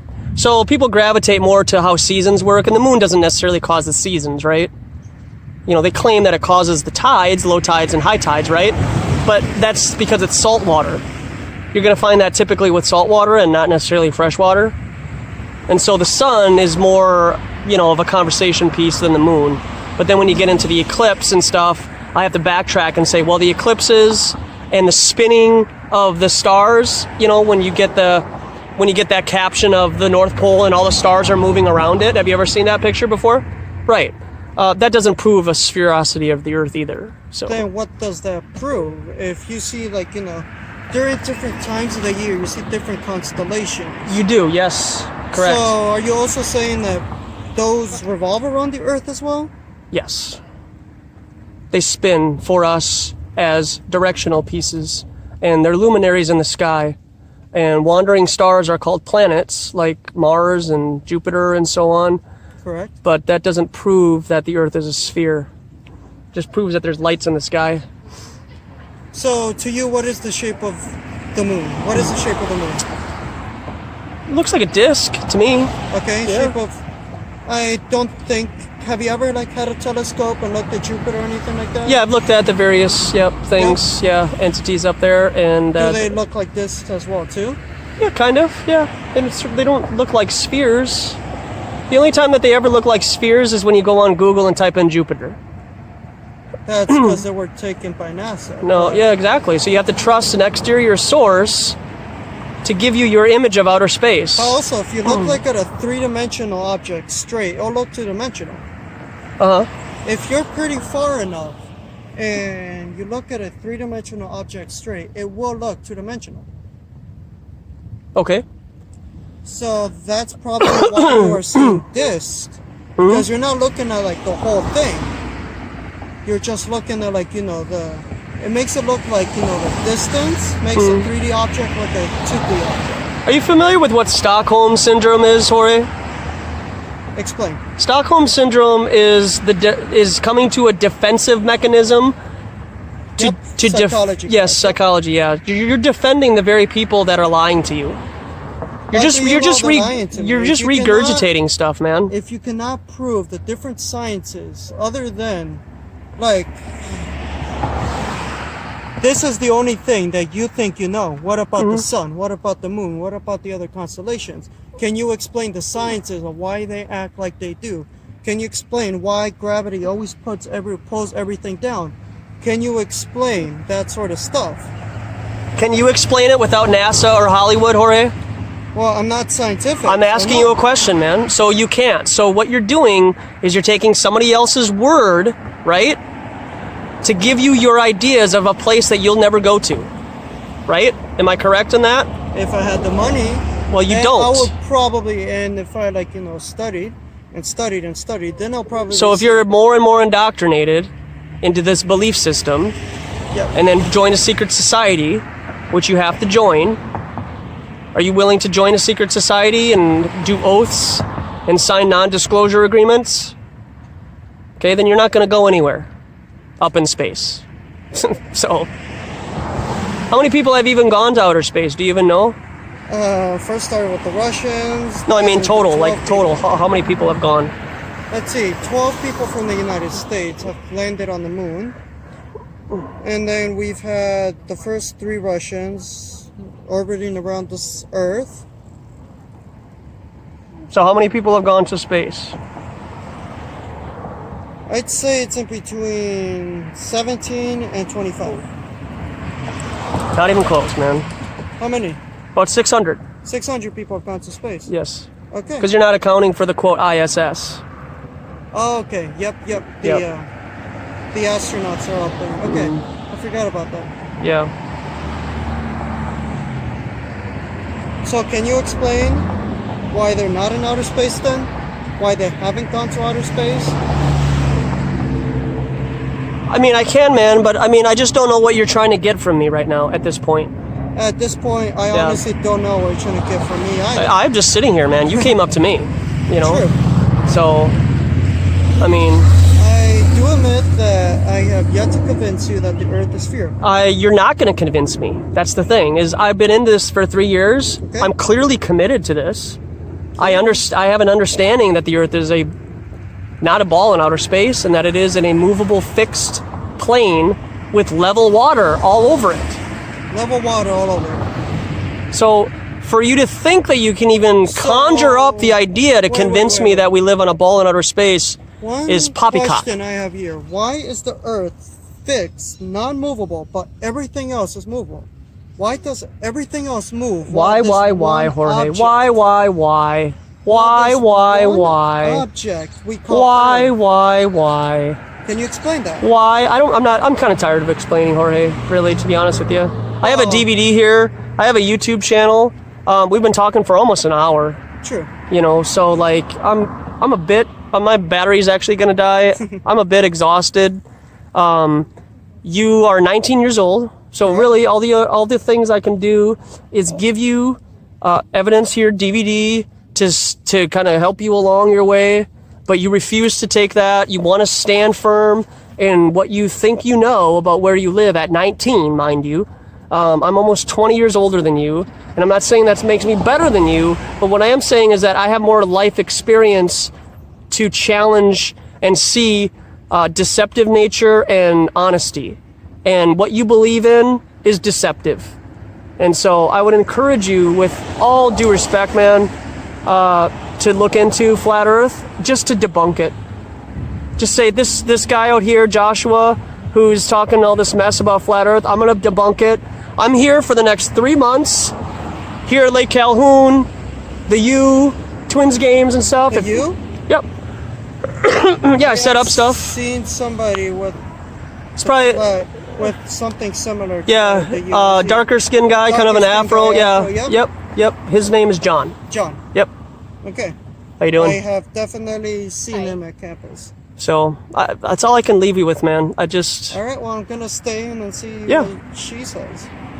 I've been at this at an hour, so I'll support you. Oh, dang. Okay. Support you, yes. He'll support you. What about magma? Like, what gets the center of the Earth hot? Like. Have you seen magma with your own physical eyes? Volcanoes. Have you seen lava with your own physical eyes? I mean, people have.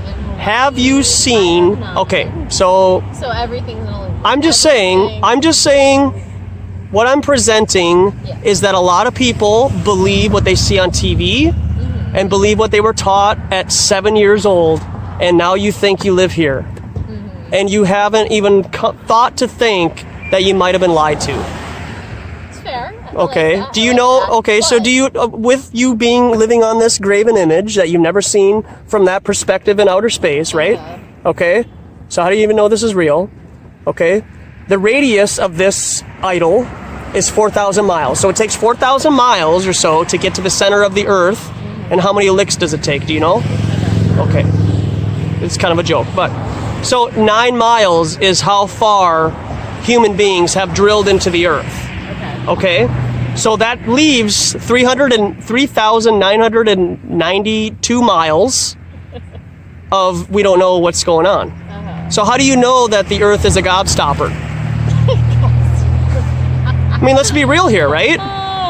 It's what it looks like. It looks like a gobstopper. Come on. Yeah, I love that. Okay, I do too. But they don't give you the proper idea of where you live. Neither does a center core, because you've never been there. Nobody's ever been there. They can tell, just like I told Jorge, you believe what somebody else did because you think they're smarter than you. And so they obviously have an answer. You just haven't looked for it. Look for it. I have. There is no center core. So. What else is the answer? Like, what else? Water. I'm interested. Okay. That's how you know you live on a level, motionless plane. Is water in a container always seeks its level. Okay? So at what height do you have to be to see water conforming to the exterior of a ball? And don't say gravity.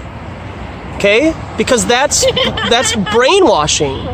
Okay? Gravity is nomenclature for the phenomenon of why things fall to the ground. And it's really just buoyancy and density. Okay? Buoyancy? Is that what you just said? Yeah, buoyancy. Yeah. It's that simple. It's really that simple. I wish everything was that simple. It really is, but I mean, when, you trust things that, you trust authority. You trust when you were 7 years old that Santa Claus is real, right? Your whole family conspired against you, right? Until you were, 9, 10, 11 years old? And then if you were the kid that still believed in Santa Claus, you were made fun of, right? Believed in Santa Claus, but, it's a tradition. And I'm getting this tradition of where we're supposedly living out of people's heads, and at least giving you the opportunity to look at the other side of the story. It's fair. It's good. No, I've heard of you people. You Sorry. people, yeah. Well, we are a culture of people. It is a culture, yeah. Well, I mean, we have our own music, and yeah, no. definitely, B.O.B. yeah. Go to B.O.B.'s kind of, yeah. There's better music out there than that. And I have a DVD here for you.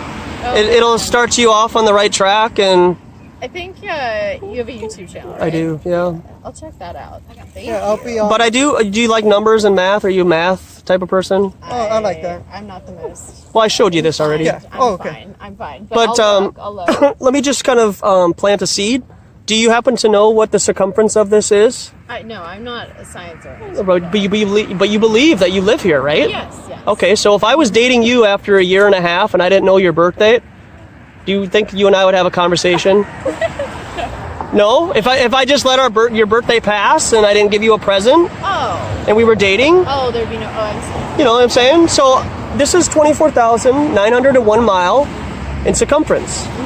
That is your maths to prove to you or not that you live on a sphere. And from shoreline to shoreline of over 50 miles of water, okay, you can still see a skyline 50 miles away.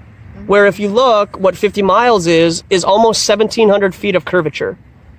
You shouldn't be able to see the smaller buildings, let alone the top of the Willis Tower, because of the curvature of the Earth. This is a very challenging idea, and I'm just here to plant a seed. I'm not here to, argue, or I get people rowdy, but you don't live here. I can't see St. Paul from Minneapolis. I cannot see the St. Paul skyline from here. Can you go on your weather app and see the distance of mileage that you're typically seeing? 10 miles. Okay. Okay. And so there's atmosphere, there's buildings, there's refraction. So, I mean, that's a straw man argument, man. You're not going to get anywhere with that. That's like saying, why can't I see Paris from New York? It's just like, your eyes can't see forever.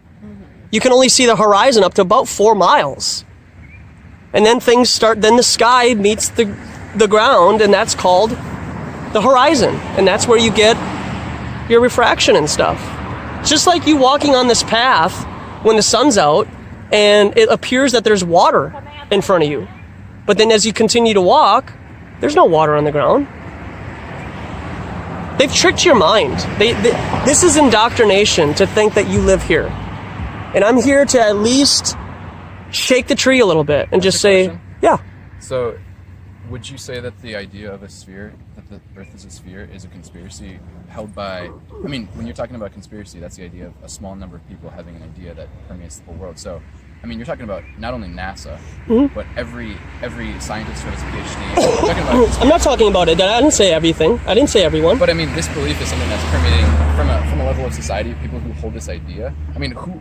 What's the motivation to have people convinced that we live on a sphere? Yeah. What? Yeah. This is a prison planet. Okay.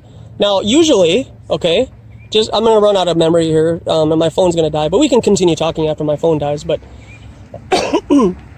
what I'm going to start off by, and I'll answer your question, okay? But if all 5 of us come up to a crime scene and we see blood and the murder and the death and the knife and so on, is our first instinct to be like, oh man, I wonder what the motive is? Wonder why this person would do that? Of course not. You look at the evidence to then provide you with the proper motive. And so everybody doesn't have to be in on it. It's compartmentalized, non-disclosure agreements, and only a few hundred people need to know about it. It's just like my battery here. There's an LED light in it, and there's USB ports, and there's an outer casing and stuff. Do I know where this LED light, if I'm making these LED lights, do I know that it's going to be put into here and then sold on Amazon? No, I'm just making LED lights. So the less you know, the better. Because that's responsibility that they have to hold accountable to you. Because over decades and decades, when you get into that level of security, like NASA, they can trust you. They can trust the information that is given to you. And if you can't be trusted, if you have a sense about you through the tests, whether it be psychological tests or other various tests that they give you, that you're not a trustful person, you're not going to get to the point where you're on the movie set faking the ISS. So why is it damaging for me to know that I live on a sphere to these higher authorities? Okay, so this is a prison planet. Is there any more land or water that we can find here? No. Right, so there's nothing more, right? Now what if the Earth was like this table and it was spread out infinitely? but you're just contained in this table part right here with a wall and an edge. Do Have you ever we live on an infinite planet? Infinite plane? Outer space is not real. Okay, so this table isn't floating in outer space. What we see in the sky is just lights in the sky. I'm just trying to explain why they would lie to you. Okay, so, because, you know, I'm just getting to that point where it's like, I'm almost done talking. So I'll just give you and all the people out on YouTube, like, that explanation. Yeah. But they would lie to you. Have you ever seen the movie The Village? M. Night Shyamalan's The Village. Watch it. I guarantee you'll see predictive programming in it. Because what they're doing is the elders are keeping the people inside of their village by scaring them, by propagation. Okay, so that then eventually they get so old that they never even think to venture out, right? So why would you venture out if you live here? But they have what's called an Antarctic Treaty, which almost 60 countries have signed since the 1940s, which you can't go past, you know, the 60-degree mark out here. Whether this is a true model of the flat Earth or not, you know, I have all the models there so that you can explore flat Earth and what this is not. People visit the poles all the time. They do. So you're saying the treaty does not allow people to visit the pole? I'm saying that Antarctica is highly guarded, and you and us as a group of people won't individually. I have a buddy who just went there. That's great. To Antarctica? Yes. Okay, and then what was he part of? He was part of a tourism group. Exactly. You and I and all of us can't go down there in our boat that we bought and go down there. Do you see what I'm saying? We have to go through red tape to go to Antarctica. You understand what I'm saying? You can't just drive around to Antarctica. Well, that can be motivated by a lot of different things. I'm sure it can be. And you keep talking about motive, but you haven't looked at any evidence of why you believe the Earth is a ball. That's not true. Or why the Earth... Okay, what's the circumference... what's the spin of the Earth? Well, I'm not a human encyclopedia. Oh, well, I mean, why do I know it? Well, so tell me, why do you believe that the Earth is an infinite plane? In Genesis 1, it talks about a firmament. How God separated the waters from the waters. Okay, correct? Yep. Okay, why is the sky blue? Because of diffusion of light. Okay, so my opinion of why the sky is blue is there's literally water above us. And there's a firmament holding the water above us. Okay. And that we've never been to outer space. NASA themselves admit that they can't get past the Van Allen belt. Do you know what the Van Allen belt is? Okay.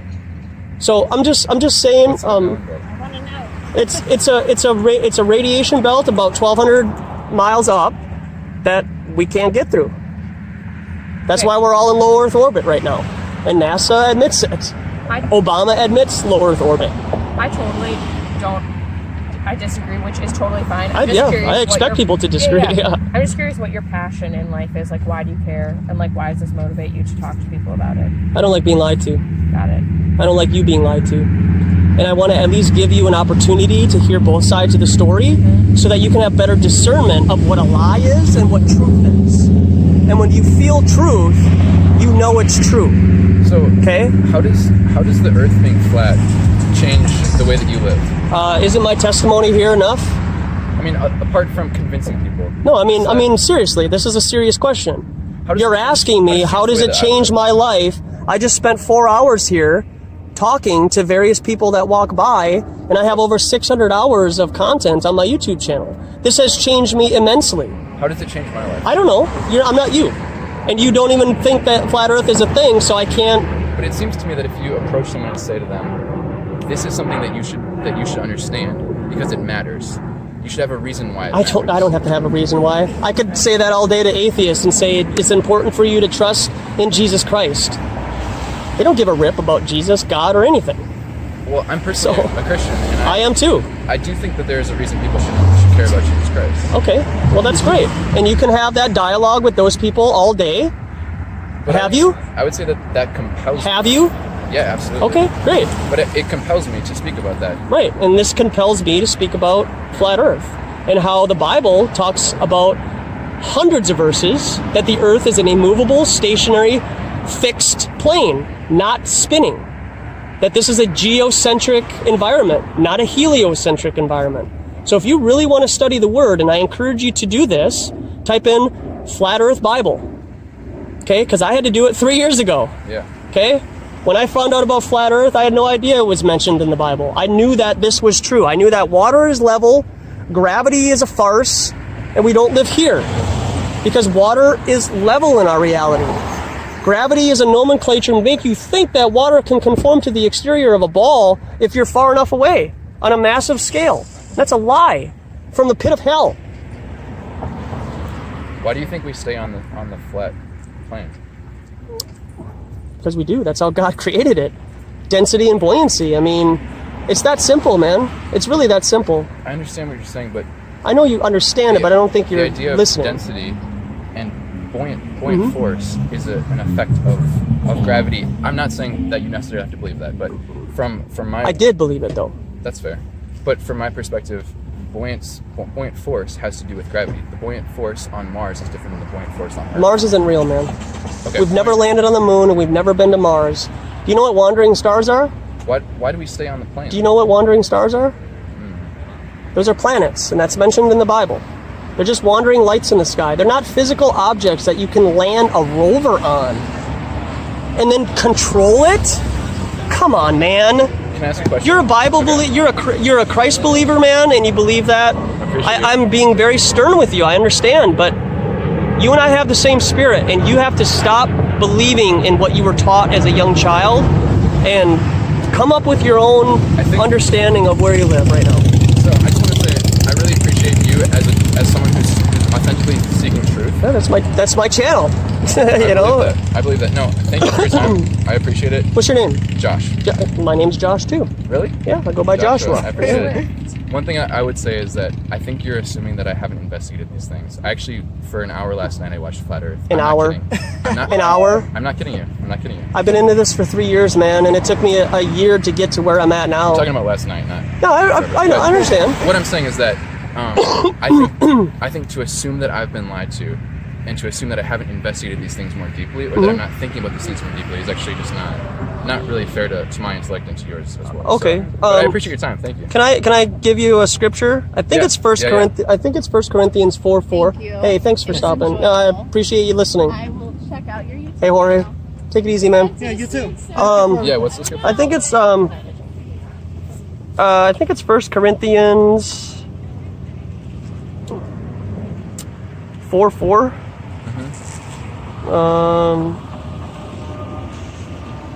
I just want to know if you would agree with this or not.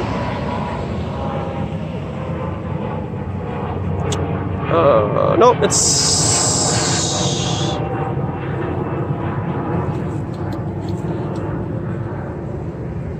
Yeah, second Corinthians 4:4.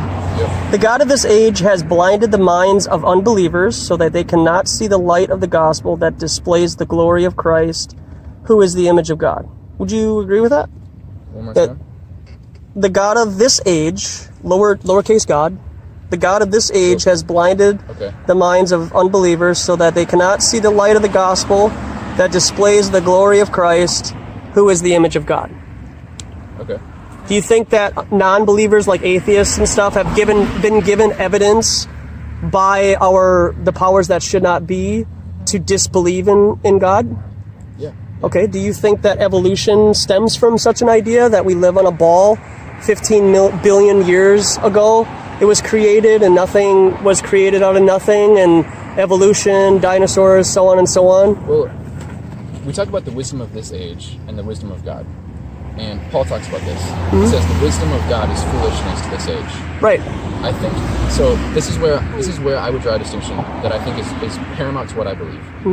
The foolishness of this age is not speaking about scientific foolishness. How do you know that? Let me just explain to you. Okay. Yeah, sure. This is opinion. I'm not. Yeah. Okay. So from my perspective, the things that truly matter in this world are those things that pertain to my relationship with Christ. Yes, I agree. And as much as I find this argument, I find that flat earth arguments very compelling. And the thing that I love about them is that a lot of the phenomenon that I've experienced from a spherical earth perspective, I think you have pretty interesting answers to. Now, I don't find them compelling enough to believe in. I don't want you to, man. That's fair. Because I'm more... encourage that you're a believer in Christ, Right. and you will be shown truth.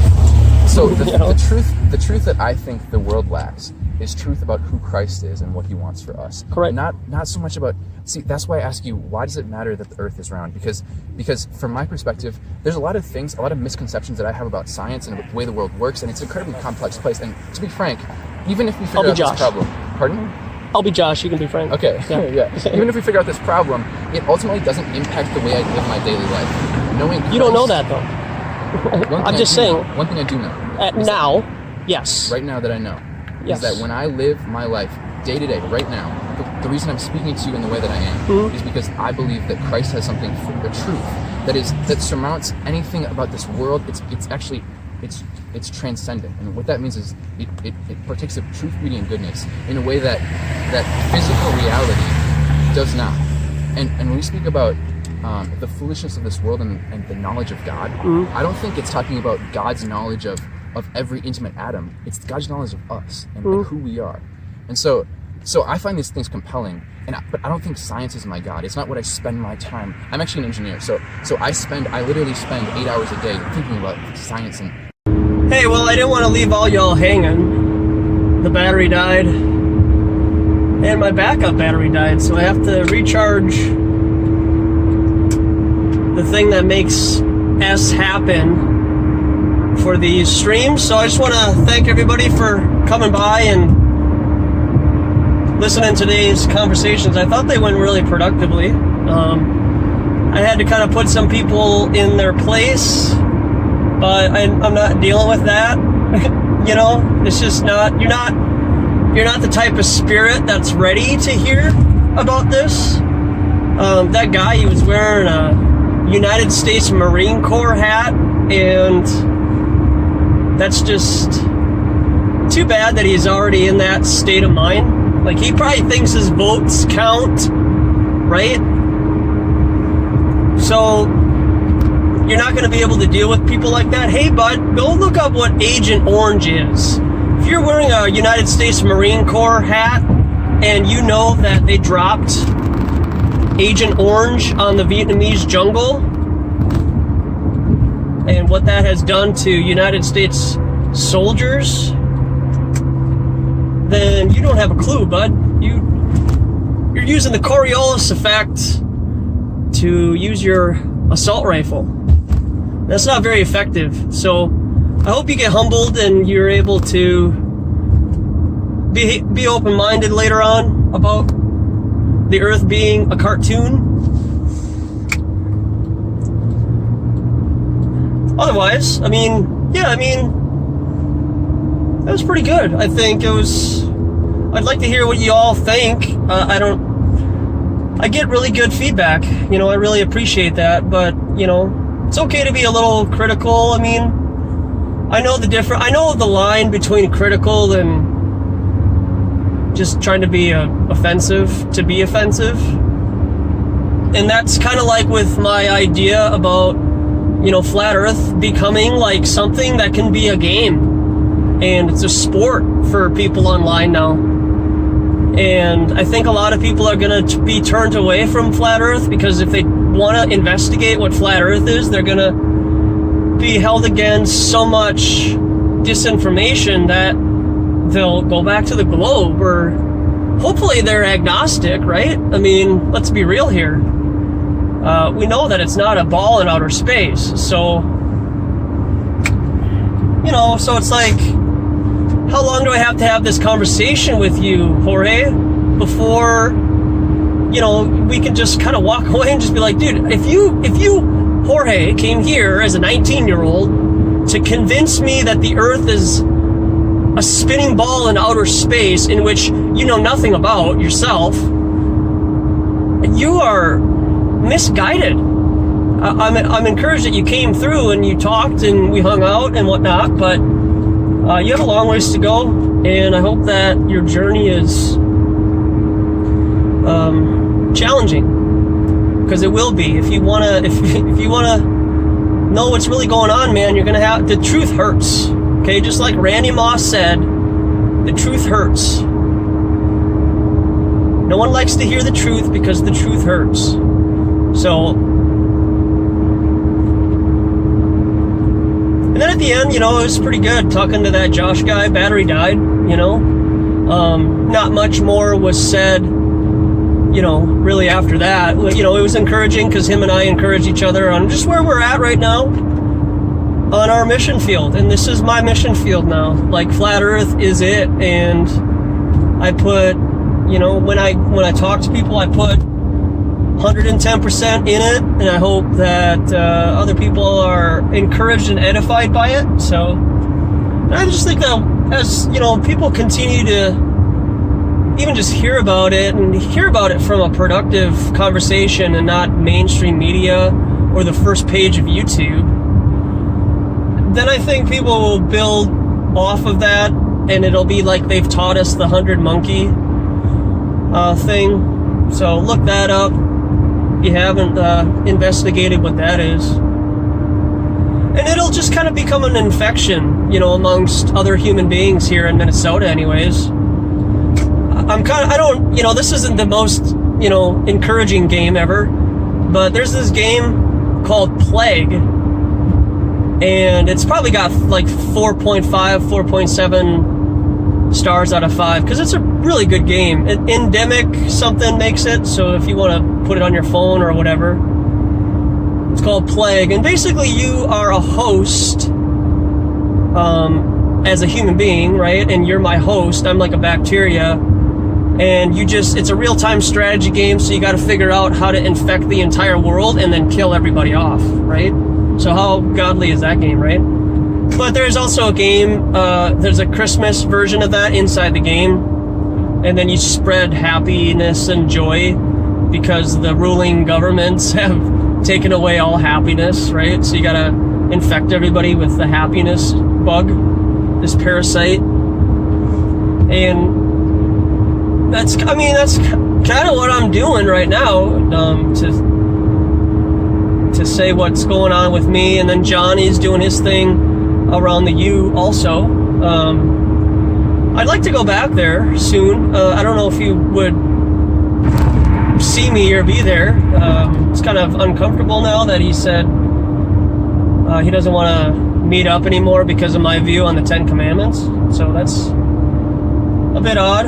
I didn't think it would end flat Earth activism pairing up, but I guess it did. So I'll just hang out at Lake Calhoun too, and the Twins have a long homestand here, and I'll probably do some stuff at the Twins game. So if anybody else is interested in doing something this weekend or want to get out, have a reason to get out, I mean, this is a good opportunity to get out and just chill and listen to music. I mean, right? So let me know if you're up for it.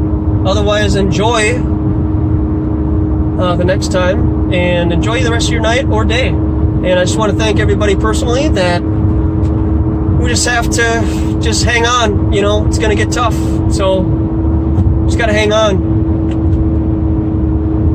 It's not going to get any easier.